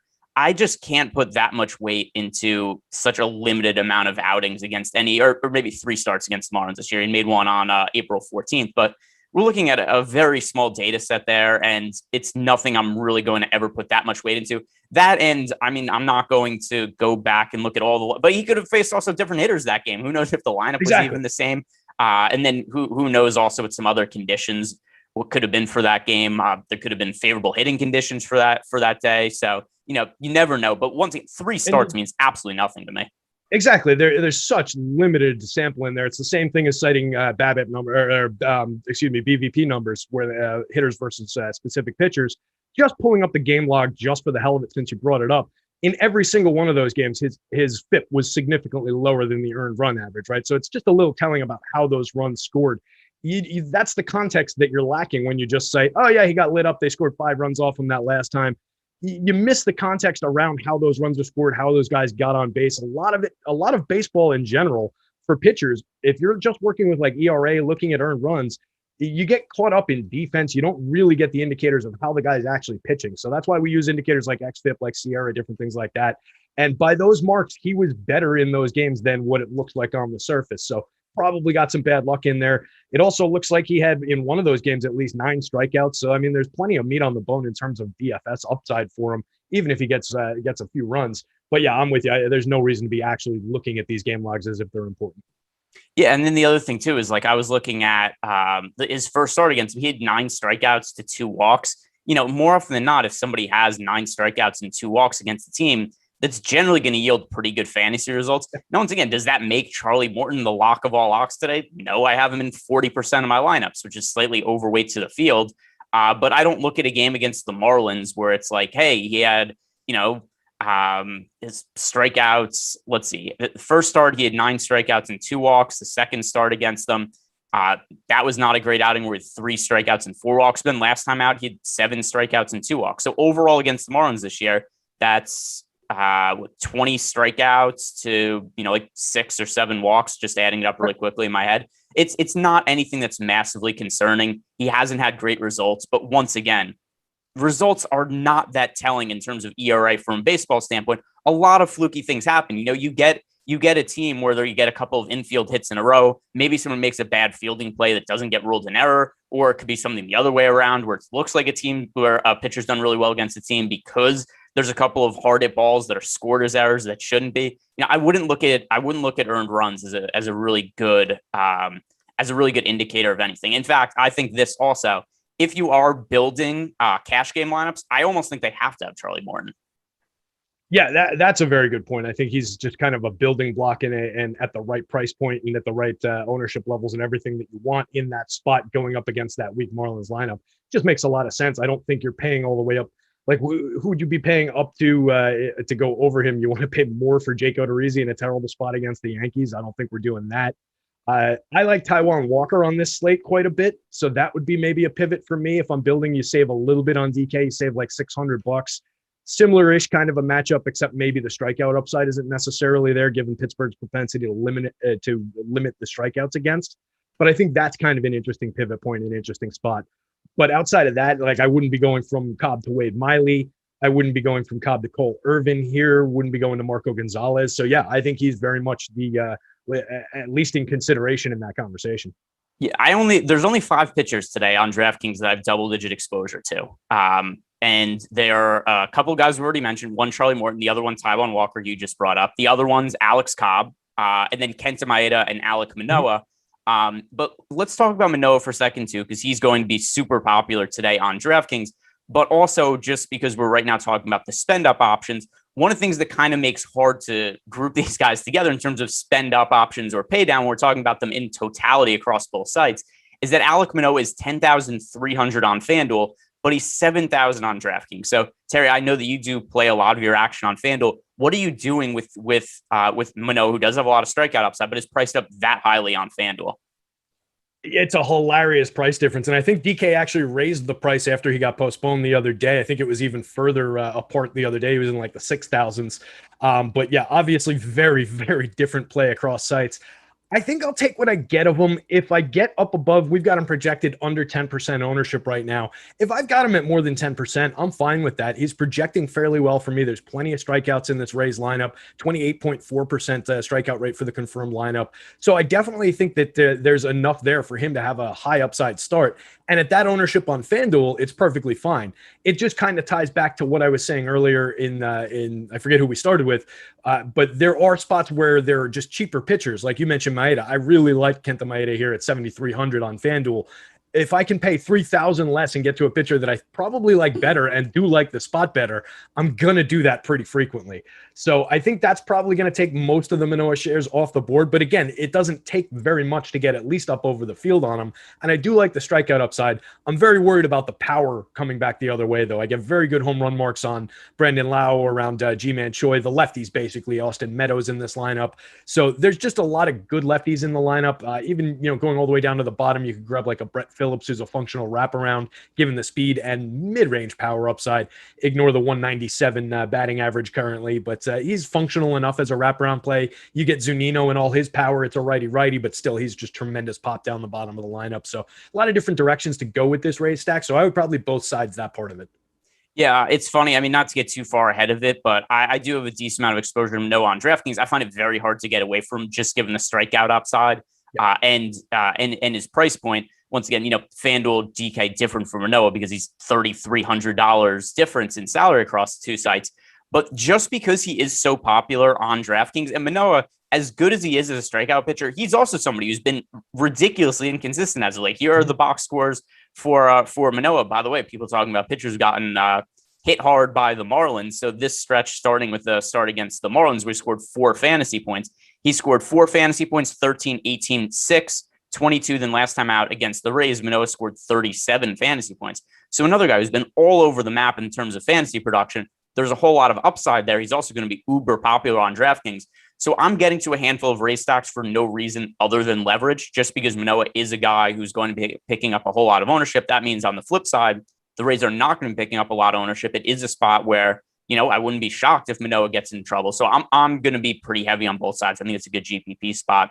But that aside, you mentioned Kenta Maeda there. At 7,100 on DraftKings, he's also projected for 38% ownership. So currently, and actually I'm going to refresh to see if anything's changed. We did have Kenta Maeda as the most rostered pitcher on DraftKings. Has that changed? It is not. He's actually gone up. So we now have Kenta Maeda projected for 40% ownership on DraftKings. Obviously, that is massive ownership. He is the most popular pitcher on the slate. When you know that kind of number and ownership going to Maeda, what does that make you think of him as a GPP play? It makes me think I'm glad I'm playing on FanDuel, where he's only 17% total ownership, but that is essentially triple his probability of being the top individual starter over there. So we are starting to talk about some fairly concerning leverage points there. And I think it does make sense to get away from that much ownership on the field. It's kind of the reverse of the principle that you're talking about with targeting some of the Manoah ownership with Tampa Bay stacks. If you can wipe out 40% of the field by doing that, by rostering Tampa Bay if they go off, that's a fantastic play. Similarly, if you can get away from a guy who has struggled through most of the season in Kenta Maeda here, not necessarily saying that the Tigers are absolutely going to blow him up, but if they prevent him from having a really, really good start where he limits them, say, over 7 innings, gets the win, strikes out 9 guys, doesn't give up any runs, well, that kind of a start is dramatically different than if he goes 5, even if he gets the win, strikes out 3 guys, gives up 2 runs, 3 runs, something like that. You only need that kind of a start to go against him here for him to not pay off 40% of the field. So, yeah, if you wanted to undercut, I still do like the price. I like the spot going up against the Tigers. Plenty of strikeouts on the board, not much threat of really any offense coming back against them the other way. They're a little bit frisky here and there. Eric Haas, I know people are high on for the home run, but I just don't like this Tigers offense that much in general. So I think it's a targetable spot. But if you wanted to come in at well underneath the field's ownership and still grab a little bit of it, I think it makes some sense to do it that way.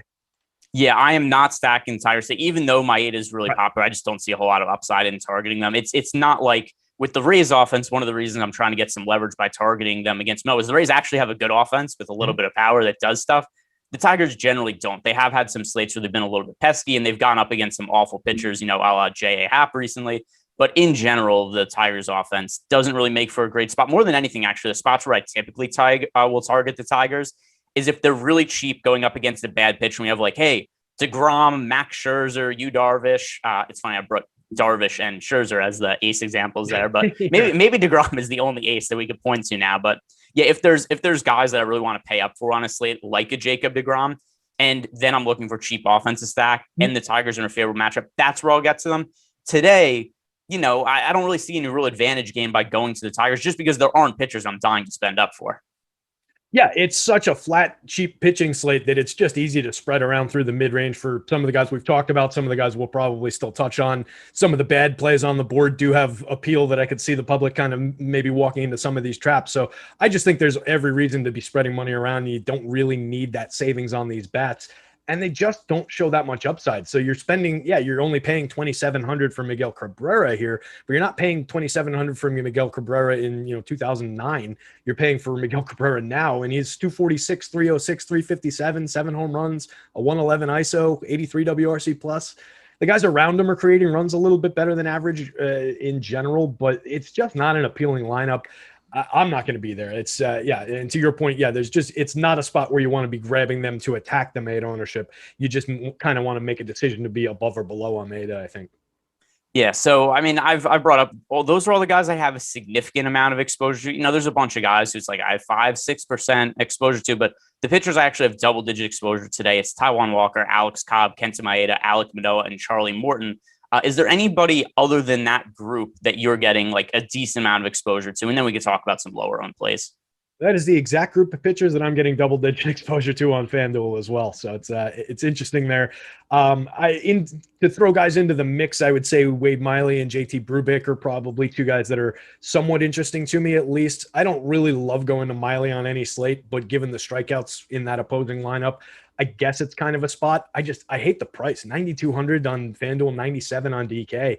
I don't want to be paying that to get myself to Wade Miley. It just doesn't feel right, Brubaker is a lot cheaper. He's going up against an offense that's probably a little bit better now that the Mets are healthy, but I think it's a reasonable spot to expect an okay start for the money. So those are two guys that are also on my board coming up in that similar kind of a mix, but they're both slightly under double digits. The one other pitcher I want to bring up, once again, I don't have double digits on him, but Shane McClanahan. I absolutely hate the spot against the Toronto Blue Jays, but McClanahan has so much strikeout upside. So also, he's not likely going to pitch all that deep into the game, although a little bit of positive signs that he has gone 6 innings in 2 of his last 3 starts. But McClanahan, we have seen his last 3 starts, 25, 22, 15 fantasy points. And that's something that's been aided a little bit by him going a little bit deeper into games now. When he first got called up, we saw a lot of starts where the Rays were limiting him to like 4 innings. But McClanahan's also a thing where, one, the pitching options suck today. And just because he's somebody with such good stuff that I'm kind of betting on that a little bit. Average fastball velocity, 97.5 miles per hour this year. The strikeout rate sitting at 28.3%. Once again, the matchup against the Rays is absolutely awful. On FanDuel, I wouldn't consider McClanahan at all. Single pitcher site generally isn't all that likely to go 6+ innings. But as somebody who I have like 5% of, I don't mind McClanahan as a GPP play. Do you have any thoughts on him?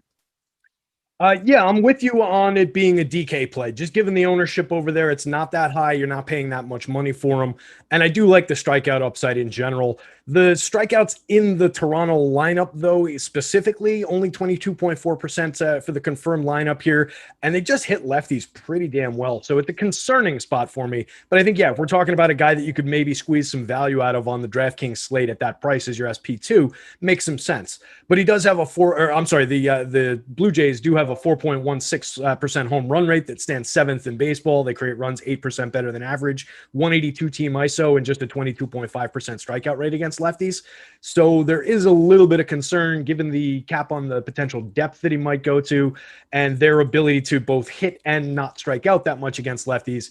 It would be a little bit concerning for me, but I think, price and ownership based on DK, it's a decent play. I don't think I would roll him on FanDuel. He did come up in a couple crunches based on the price over there, but I think that gets sorted out on the watch for me here. We do have a question in our premium Slack chat from Blackbird15. He says that he is a 4-man Oakland stack and a 2-2 Philly Boston stack, and he's wondering whether he should have Taijuan Walker or Alex Cobb as his starting pitcher in that lineup.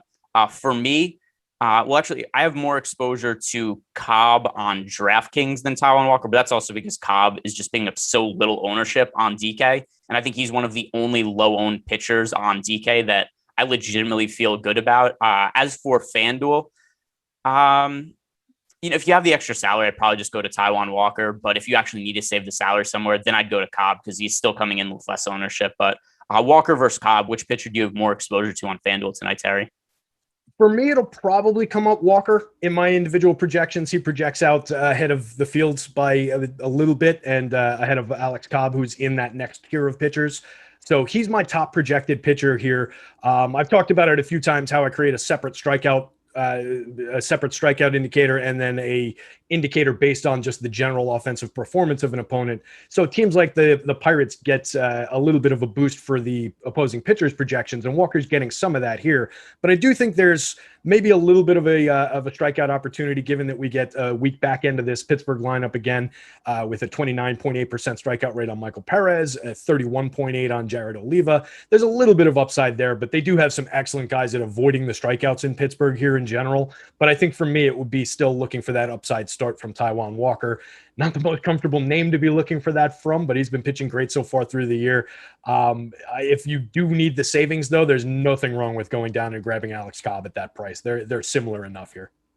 All right, we are getting some chatter in the YouTube chat. People are asking, they're discussing Vince Velasquez. Why isn't getting brought up as a play today? I believe that was Butthole Jenkins who brought that up, and now Vince Velasquez. There's some people who are going back and forth about him. We've got D's Dongs and Butthole Jenkins talking about the merits of Vince Velasquez as a play. Here's why I don't like Vince Velasquez today.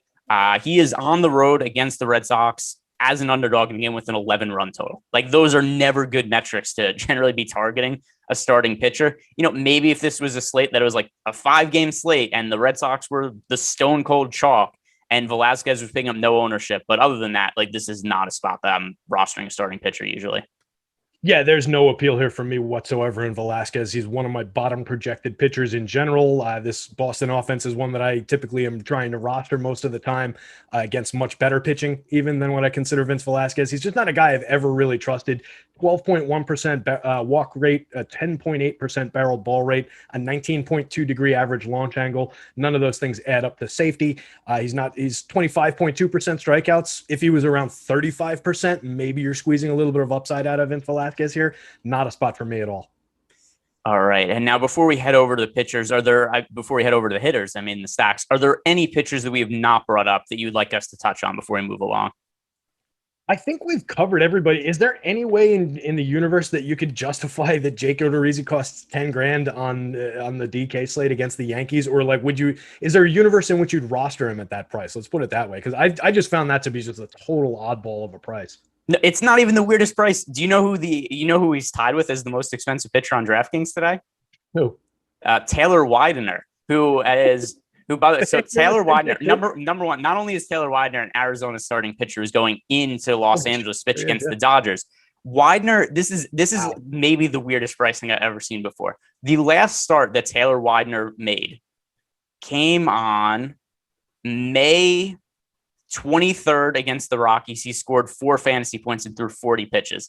So now he's coming off the injured list with a groin injury, hasn't pitched in a month and a half, and he's 10,000 against the Dodgers. This is the most bizarre DFS pricing I've ever seen.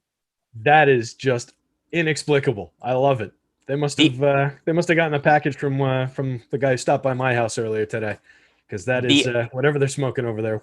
I don't know if you have it in front of you, but what would you guess that our top pitchers tool has the odds of Taylor Widener being one of the top 2 scoring pitchers today? I don't have it in front of me, but is it 1% or lower? It is 0%. 0.0.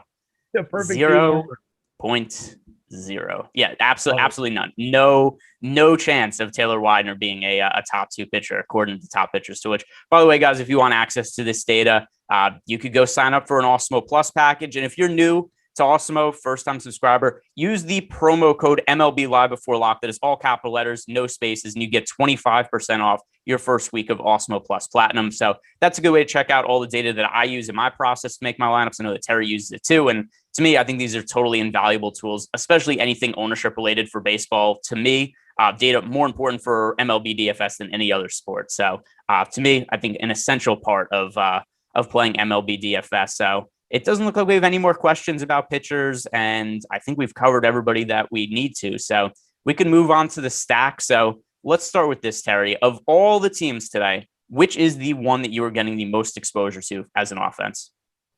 Ooh, let's take a look at that. Looks like it's going to be a lot of Boston, who I mentioned I was looking to target in there. A lot of Yankees, who I think make a great play in that spot I was just touching on with Odorizzi, getting a lot of home run indicators, getting a good amount of Oakland.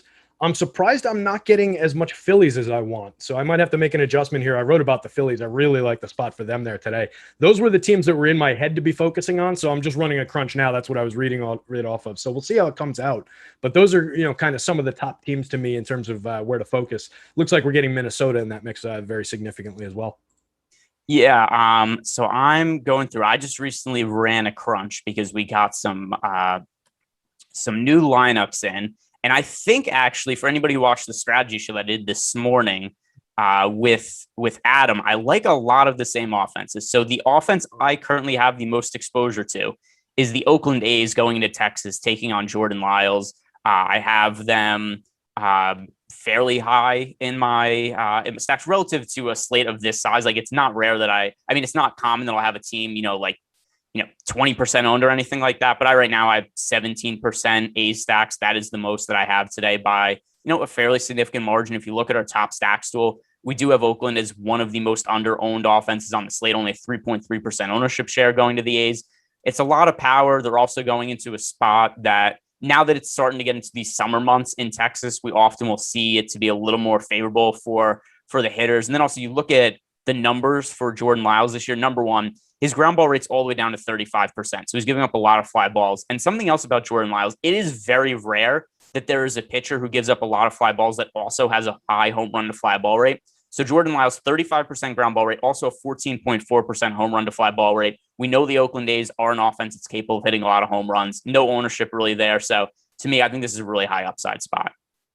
Yeah, absolutely. And there's some premium bats in this lineup. I like the fact that they've got Ramon Laureano up at the top of the lineup. The projected this afternoon had Tony Kemp up there. I don't know that I like the idea of Elvis Andrus hitting second. I think most of his skills have pretty much vanished at this point. 278 on base percentage, not getting it done. The 8 stolen bases are fine, but he'd have a significantly higher total if he was capable of getting on base. I would probably have hit Tony Kemp second despite his weak hit tool. He's got a 372 on base. That notwithstanding, you get to the meat of the order with Olsen, Chapman.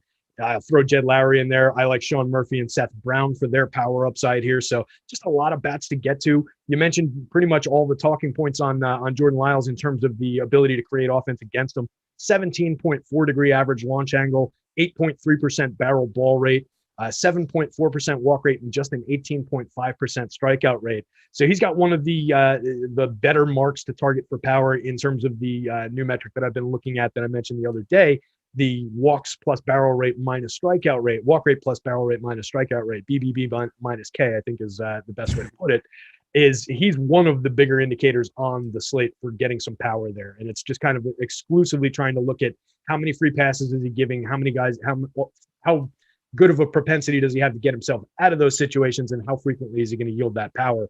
He's giving up a very targetable mark here. So that's one I'm definitely hunting for with A stacks. Yeah, and I know that you write a great baseball GPP center article, and I do see that who brought it up? It was Dylan R in the YouTube chat said that some smart dude wrote up an A stack in his article today, and then he followed up and said, "Oh, it was Terry." So is that true? Did you write up the A's in your article today? The A's got like the honorable mention spot. I usually try, and especially on a big slate, hit like 2 that I give like a little capsule on before I get into the player by player breakdown. So yeah, they got that spot. The Phillies got the player by player breakdown spot. Okay, that makes, listen, the spot for the Phillies today, the only real gripe I have about them, by the way, the Phillies are, and let me refresh the ownership in our top stacks tool. The Phillies are a wildly different looking team on FanDuel compared to DraftKings today. And it's also something the ownership has changed on a bunch throughout the day. So first of all, I have to start with this. I love picking on Garrett Richards. I just think he is so washed now. Garrett Richards, something that I've brought up for his last few starts. Garrett Richards, every time he goes out and pitches now, different velocities, different pitch mixes. He's trying different grips on anything.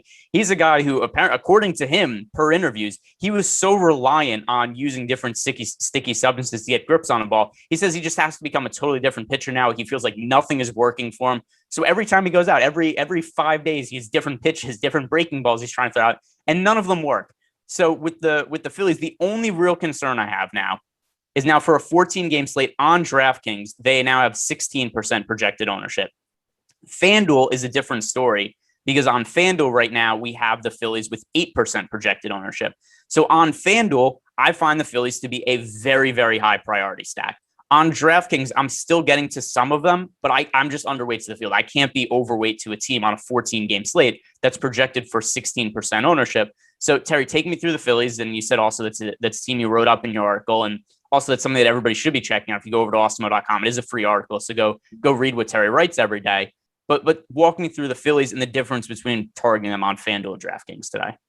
Yeah, so you hit the nail on the head in terms of the ownership, and that was something that, it looked bad earlier, and it's only gotten worse in terms of the differential between DraftKings and FanDuel. So it's a much stronger play on FanDuel in terms of being kind of away from the field with some of these bats.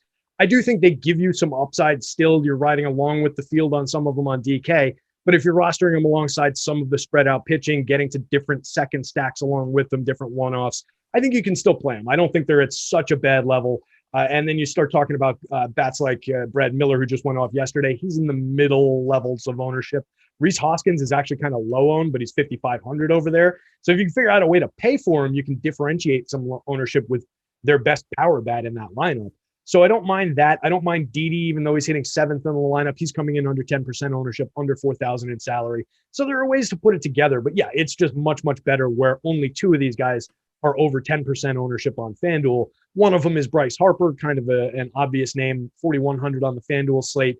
You're getting around 20% ownership, but I think that's perfectly fine when everybody else is so low. You're talking about Andrew McCutchen under 5% owned, Real Muto under 10% owned, Hoskins under 5% owned, Didi under 5% owned. So there's just a lot of upside there.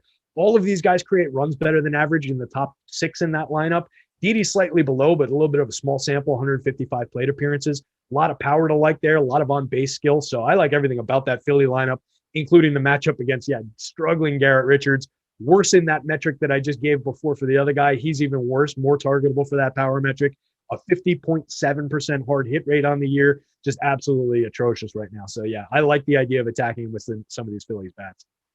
And then a Phillies related question here. We have Swanson79 in our premium Slack chat. He's asking us, is it okay to use a 5-man stack of Philly in DK cash? So individually, I do think there's a lot of good hitters on the Phillies, especially relative to their price points on DraftKings.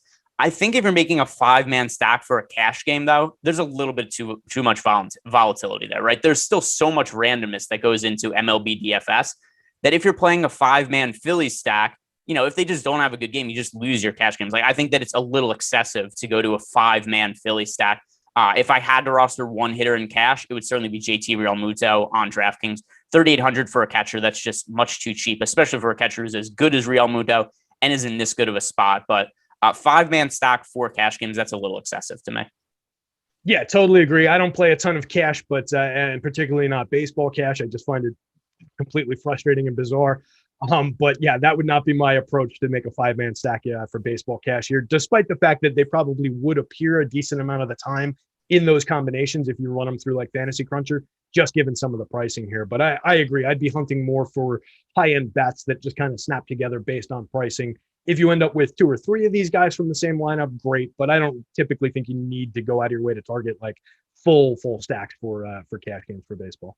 All right, so I'm going to throw out, we are trying to integrate a little bit more betting content into the shows we do. And also, we do have really good prop tools up on Awesemo.com, props tools for strikeouts, prop tools for home runs. We also have our power rankings tool, which overall predicts the spread of games. But Terry, in the nature of just betting purposes, I'm going to ask you, over under 1.5, no, I'll say over under 2.5 more starts that Garrett Richards makes for the Red Sox this year. I mean, this is the last start before the All-Star break, right? If we didn't see him again at all, I would not be surprised by it. I'm going to take the under. Okay, so I'll say then 0.5 then. Will Richards make another start for the Red Sox after this game? I'm going to say no. I think this is the end of the road. It certainly should be. Yeah, it should be. Exactly. Yeah. Unless he magically lands on the right pitch mix tonight and, switching things up, like you said. I just don't know necessarily who they've got coming up like immediately available in the system or anything Chris like Sale. that. Well, that's true. Yeah, that's right. Chris Sale's right around the corner. Yeah. But by the way, Garrett Richards' numbers this year, 4.88 ERA, 5.99 expected ERA, and these are only things that have gotten worse as the year has gone on. One thing that I have to give Richards credit for, because I don't want to totally trash the guys. His career is falling apart. He's not watching. Yeah, yeah, that's true. Well, who knows? Maybe this is part of his pregame process. He watches the MLB Live before lock. He checks to see what promo codes we got on, and maybe he's like, oh, No House Advantage is sponsoring. I'll use promo code Awesemo and get a $20 bonus on my first deposit at No House Advantage. But pretty impressive that he still has a 94.3 average mile per hour fastball velocity, even though he's had a gazillion injuries in his career. But yeah, other than that, Garrett Richards absolutely stinks. Yeah, totally agreed. I would have actually taken the under on that average fastball velocity. That's an interesting note that he is still able to throw that hard. But when you don't do anything around being able to throw that hard, it's not really going to work for you. Oh, now we've got, by the way, poll. By the way, props to, I assume it was Tyler put this up, but we do have a poll going up in the chat right now. Is will Richards make another start? Currently, the polling, it's pretty tight. We've got 54% on the no, 46% on the yes. So, boy, people are really split on the over/under 0.5 more starts for Garrett Richards this year. But other stacks now that we're looking to get to. I mentioned before, I want to bring them back up. Just in terms of the data, it's not my favorite stack today. But the Tampa Bay Rays, particularly on DraftKings, I don't think there's any reason to consider them on FanDuel. But just for DraftKings purposes, when we have Alek Manoah as, a somewhat volatile pitcher who's currently projected for, nearly 40% ownership, 38% ownership for Manoah, and we have him with a 21% chance to be one of the top two scoring pitchers on the slate. He's going a little bit over-owned in tournaments. I certainly think he's worth being in the player pool. But if you're going to have a lot of Manoah and you're playing 150 lineups, it makes a whole lot of sense to get a little bit of leverage, stack the Rays against him. It's going to be a stack that the field is almost not on at all because of how high the ownership is of Manoah. The Rays have a pretty good offense overall, and we've seen Manoah have some bad starts over the last month. So I just want to reiterate that the Rays is a contrarian stack. That's something I like for leverage purposes. Is there anything like that stands out to you? FanDuel, DraftKings, both, Terry, that you like for leverage? So that would have been definitely across both sites. I think the spot that I would have called out just based on that massive ownership number that we're seeing on Manoah over there. Jumping over to my pitching board where I can get a good look at where the ownership's falling at the same time. We talked about taking the Tigers against Maeda. That's not a spot for me drawing into one of the worst offenses in baseball against a guy who, one of his discernible skills when he's on, in addition to having a good strikeout rate, is his ability to keep the ball on the ground and in the ballpark. So I think that just kind of takes away any upside there. You get Taiwan is pulling a little bit of ownership, but again, you're talking about if you wanted to grab the Pirates, one of the lousiest offenses in baseball. If you wanted to grab like Brian Reynolds and Brian Hayes out of that lineup, maybe Adam Frazier off the top of it, that's fine, but it's not really a go-to stack for me. So none of these are really popping off the board based on being an extreme leverage spot. It's the other one would be the Marlins. And we're just talking about the highest owned pitchers on the FanDuel slate are the guys going up against the worst teams. So it's just not that kind of a play, not that kind of a day on the FanDuel slate that I'm seeing. Is there a spot that jumped out to you from that perspective that I'm missing? Not on FanDuel, and for DraftKings, once again, it's only Manoah because he's, a pitcher who, while he is a solid pitcher, he's much better for fantasy purposes than real life. Manoah's numbers this year, we're going over some of his recent starts, and, he's had a handful of starts where he's only scored single-digit fantasy points over, the last month. And if you look at his numbers, he does have a 2.7 ERA, but he's a 4.46 FIP. He's a 4.05 xFIP. He has a lot of things in his numbers that are simply not sustainable. A 214 BABIP, that is going to go up going forward. An 89% strand rate, that is going to go down going forward. If you look at the projections that, Steamer has for him for the rest of the year, then projected for a 292 BABIP and a 73.2% left on base percentage, things that are right around league average. He's not going to maintain these kind of BABIPs and strand rates. So, he is definitely facing some regression, and I don't want to talk anybody off Manoah, but I wouldn't feel great about him in cash games. That's one thing I'll say. Despite how highly owned he is, I think my preferred combination in cash games, it would either be Morton and Maeda or Morton and Walker. So that's the only thing I'll say about Manoah is I don't feel great about the safety of him as a cash game play.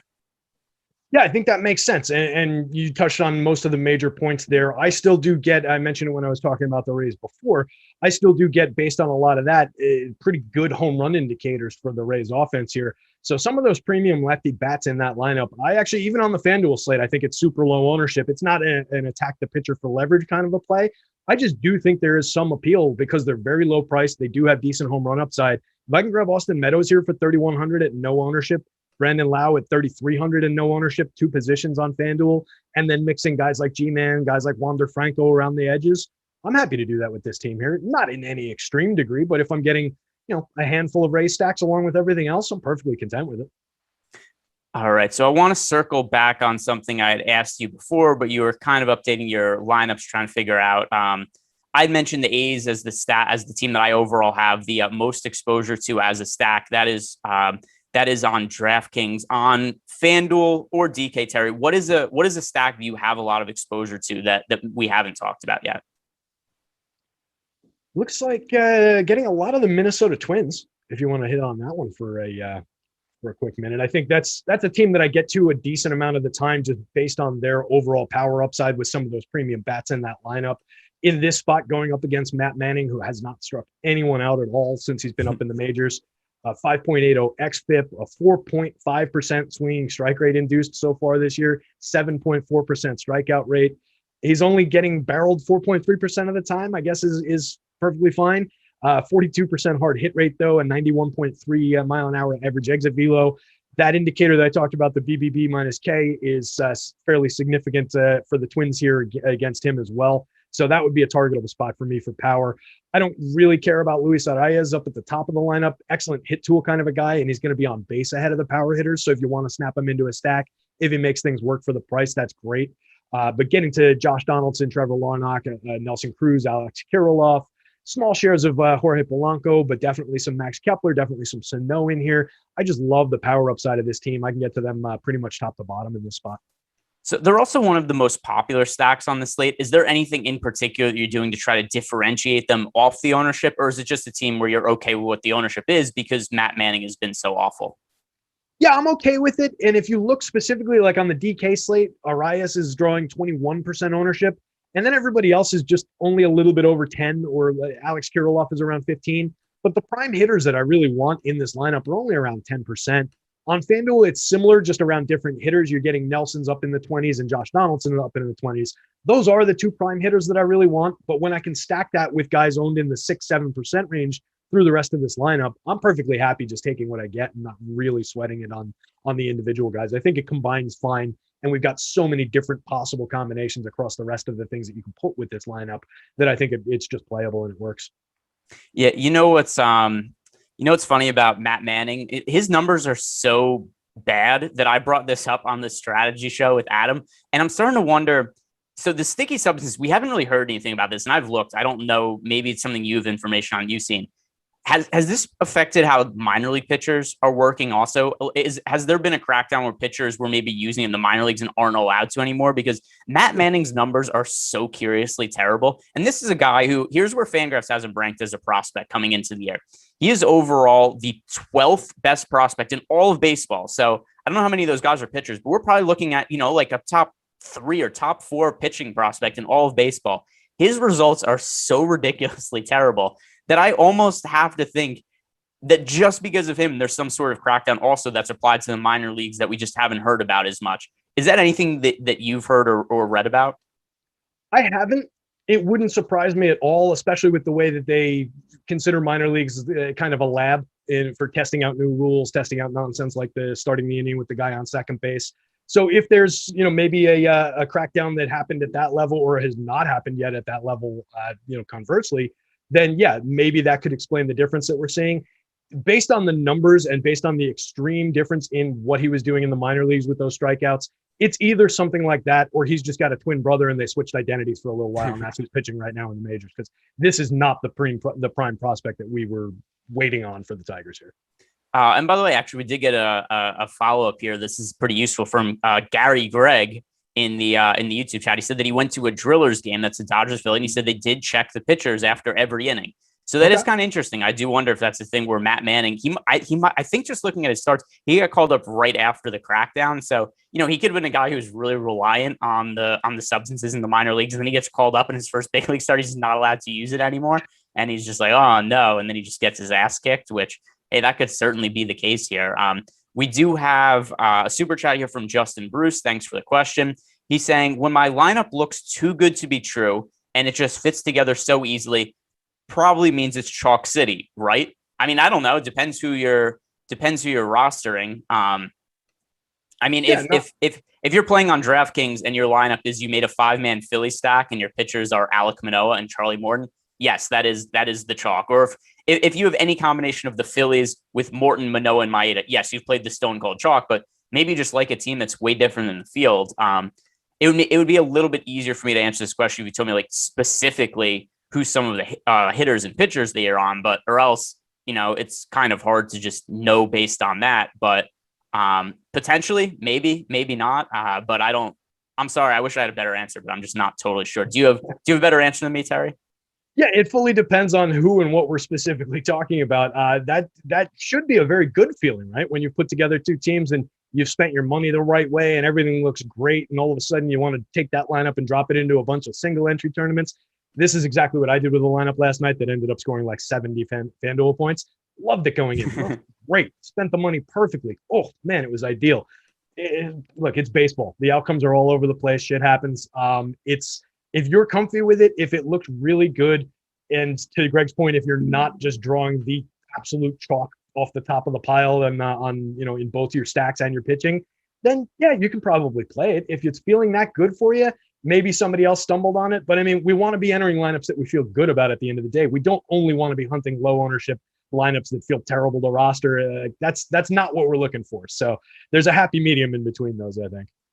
All right, let's do a little weather update here because we do have people in the chat. I saw we just had per reactor, how's the weather looking in New York? And I saw some people bringing up earlier. Also, is the weather going to be concerned with Taijuan Walker at all? First, Terry, look outside for me. Tell me what you see outside the window. For me, I have my window down because I don't want it to mess with my light, but it looks maybe a little bit overcast. I don't see anything crazy. Looking at the first, tell me out the window. How's it looking out the window?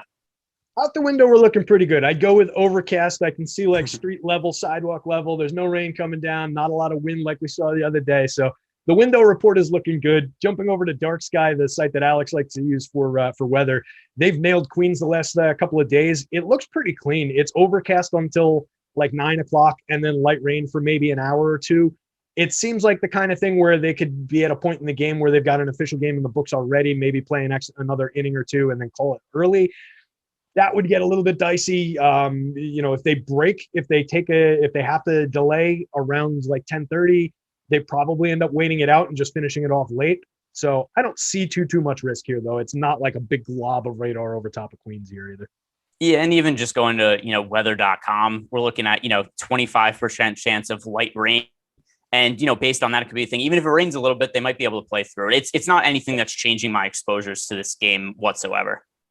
Yeah, not by any means. Looks like Walker's going to be my highest on FanDuel pitcher by a pretty wide margin here. So I'm comfortable with it.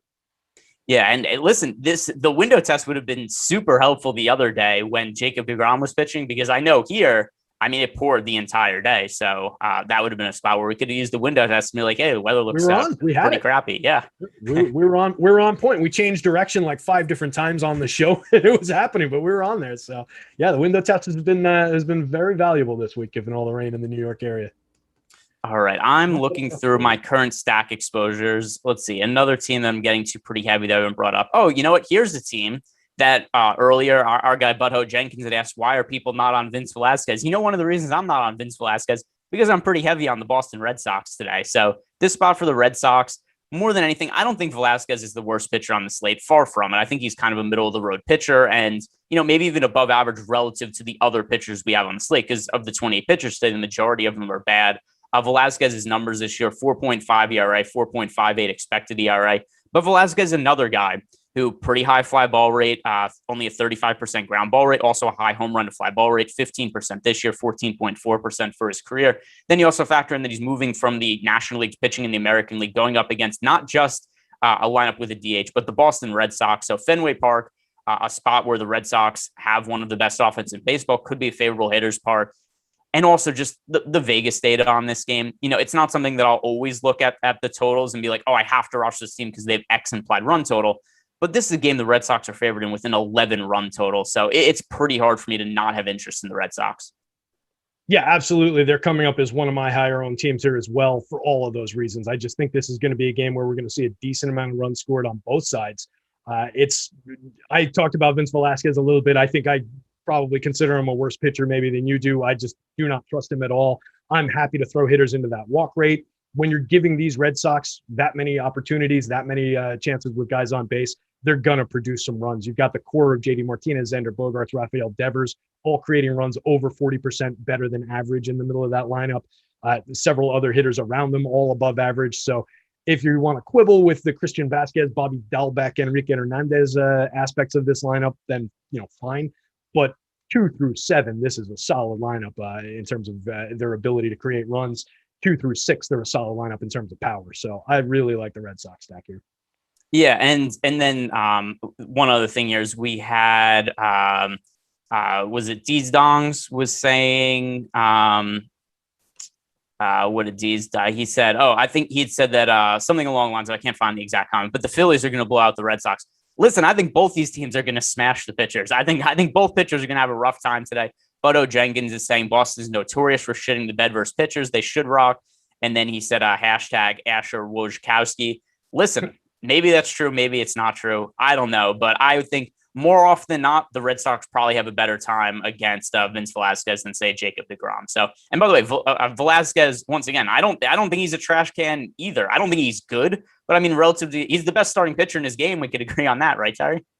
Yeah, absolutely. I think even Garrett Richards would agree on that one. Yeah, yeah. Garrett Richards is stacking the Phillies and is betting on Vince Velasquez if he has to pick a pitcher in that game. But absolutely, yeah, just for that, I mean, I think there's a lot of upside in targeting the Red Sox today, and the Phillies also. They're a team that I do have exposure to. I'm just a little bit underweight to the field because of how popular they are.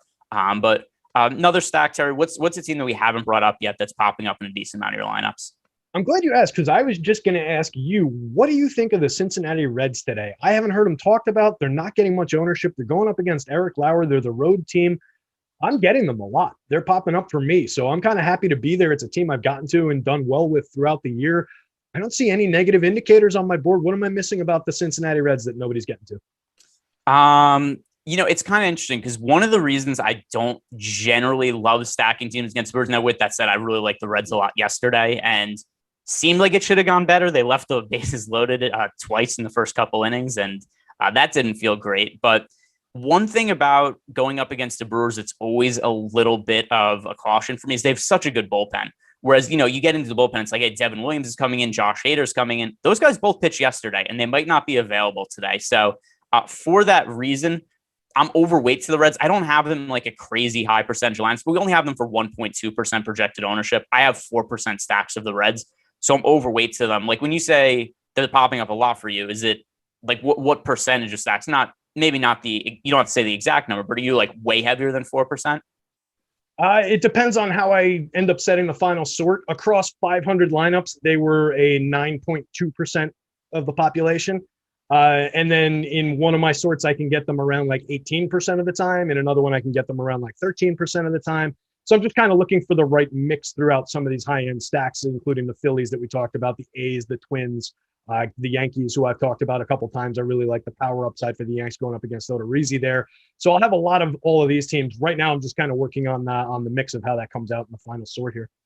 Yeah, that makes sense. I'm overweight to them. It's just not a team. We have them with a 3% chance to be the top scoring team of the day. So that's rarely a team that I'm going to, ultra high and prioritize when a team's only having, a 3% chance to be a top scoring team. There's no real, leverage to be gained in rostering them. You're going up against Eric Lauer. I don't think he's good by any means, but I think he's better than the majority of the pitchers on the slate. So yeah, I think the Reds are a fine stack relative to ownership, but it's not a high priority for me. The only other team that is a high priority for me that we have not brought up yet is the Los Angeles Angels. And the reason is just because Marco Gonzalez has been so terrible this year, and nobody ever stacks against him. It's even the point, the last time Marco Gonzalez pitched, he had like 40% ownership in GPPs, and it was one of the most curious ownerships I could remember on any individual slate for the entire year. Here are Marco Gonzalez's numbers: 5.82 ERA, 8.5 expected ERA, 5.98 xFIP. I mean, it's also talking about pitchers with high fly ball rates that also give up a lot of home runs. Marco Gonzalez has a 30% ground ball rate and a 19.4% home run to fly ball rate. Like, that's almost impossible to do that and stick in the big league. So, home runs allowed in starts this year by Gonzalez. He gave up 3 home runs in his last start. Then 2 starts ago, he gave up 2 home runs.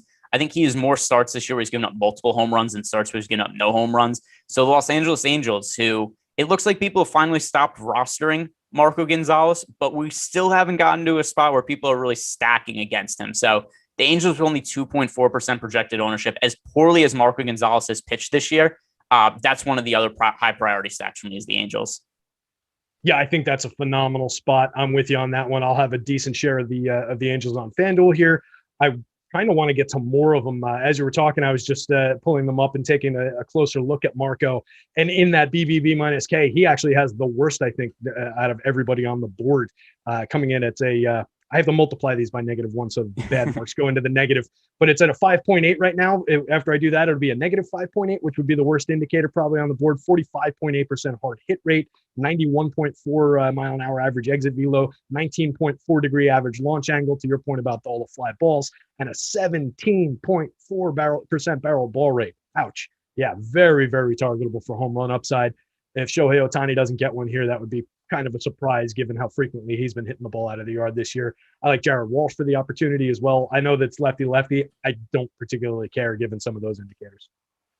All right, I'm updating now, or sending in what's going to be my final version of lineups, at least prior to lock, and then whatever other lineups come out afterwards, I'll have to be, mixing and matching some of that stuff. Afterwards, we do have a Bean Dude in the chat. He's calling for a Jared Walsh home run today. Don't mind that. It is lefty-lefty matchup. But hey, Marco Gonzalez, who he gets out? Not lefties, not righties, nobody. So I don't even care about the splits there. If you look at Marco Gonzalez for the year, he is allowing, though, a 439 WOBA against right-handed batters. That is absolutely no good. So let's go to this now. What is your home run pick? We do have one in the chat right here. Like I said, Bean Dude is calling for a Jared Walsh home run. I know that you do have on your sheets, you will throw out some of the guys you think are most likely to homer. So give us a home run pick, Terry, and then I'll give one after. Yeah, so I've got my home run model. I give a home run pick for every team, plus my power index, which is the average for the home runs for the top 6 in the lineup and the full lineup. That's in my column every single day. And then I give my overall home run pick at the end of the column. So the top of my board for home run power today was my Yankees. Might be a little bit of a homer, but that's what's coming up in the model. So I'll ride with it. I took Aaron Judge, despite the fact that Giancarlo Stanton is a little bit higher than him in the overall home run model. I love the power upside for both of those guys against Odorizzi here. All right. And we have some questions now in our premium Slack chat. Ozuna is asking, Nestor Cortez has been lights out for the Yankees lately. Small sample size, but any interest or confidence in using him to fit bats? And that is a no for me. Nestor Cortez, it's such a tough matchup going into Houston to face the Astros. The other thing, too, is he's still basically a long reliever, right? We're not going to expect him to go super deep into the game, even though there are bad pitchers on the slate. And I do think that he's probably better than a lot of the guys that are pitching today. Still, it's hard to reliably find upside in a guy who's probably not going to go very deep into a game and is pitching in Houston on a 14-game slate. So no Nestor Cortez for me. I assume the same for you, Terry? Yeah, absolutely. If I was going to do it, it would only be for that 4,000 price on DK, which does have some bent appeal to it. But I refuse to throw much, much better lefties than this who are stretched out and who are going to make a complete start against this Astros team. They're just very, very good at hitting pitching with both hands, but they're excellent against left-handed pitching in general. So it's not a spot for me. 18.0% strikeout rate, best in baseball against lefties. 123 WRC plus, creating runs 23% better than average, best in baseball against lefties. No, thanks. And then we have a question here from Jets World is asking, which bullpen is better and in better shape tonight, the Phillies or the Red Sox? Always not the Phillies bullpen. The Phillies have an absolute trash bullpen for the year. The Phillies bullpen has a 4.86 ERA, a 4.63 FIP. If you look at Boston's bullpen, kind of historically, I think that Boston hasn't been thought of as having a good bullpen, but they've been fine this year. 3.45 ERA, 3.94 FIP.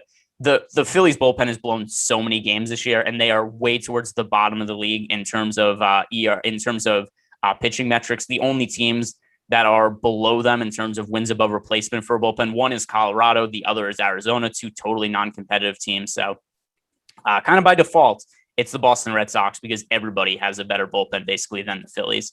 Let's see if any other questions have come in. Oh, I didn't give out my I forgot to give out the home run pick because we got sidelined. My actual pick here would be Bryce Harper, but is that cheating a little bit? Like he's to me, I think clearly the player most likely to homer overall. I took Aaron Judge. I mean, if Aaron Judge is valuable, I don't think Bryce Harper could be cheating. So yeah, I love that spot. That's a dynamite call there. Yeah, I mean, listen, it's Garrett Richards. The dude can't grip the ball. He's making up pitches as he goes through games. So Bryce Harper. But if I was going to go with a more contrarian option, let's see, which hitter do I have am I overweight to that I also think has a little bit of power upside? So I'm going to sort my hitters in Fantasy Cruncher. Let me see. Okay, so here's somebody with single-digit ownership. Same game, also favorable hitting environment. Alex Verdugo, that would be somebody from the Red Sox I don't mind going to. So Verdugo, I'm overweight to him. I think that he's going a little bit too low owned today on DraftKings, just relative to the matchup, the price point. We talked about the spot the Red Sox are in. And while I get that, people really want to stack against Garrett Richards, don't forget on the other side of the game, Vince Velasquez starting for the Phillies, and the Red Sox are still favored in that game. So overall, Vegas still expects more runs to be on the Boston side of the game. But Terry, that's going to bring us to lock. The time really went quickly. Any closing thoughts you have here before we sign off? No, man, I think we covered this one pretty much top to bottom. So just wish everybody out there good luck, good weekends, all that. You too. That's about it. All right, guys. Everybody enjoy your weekends. Good luck tonight. And Tyler, play us out.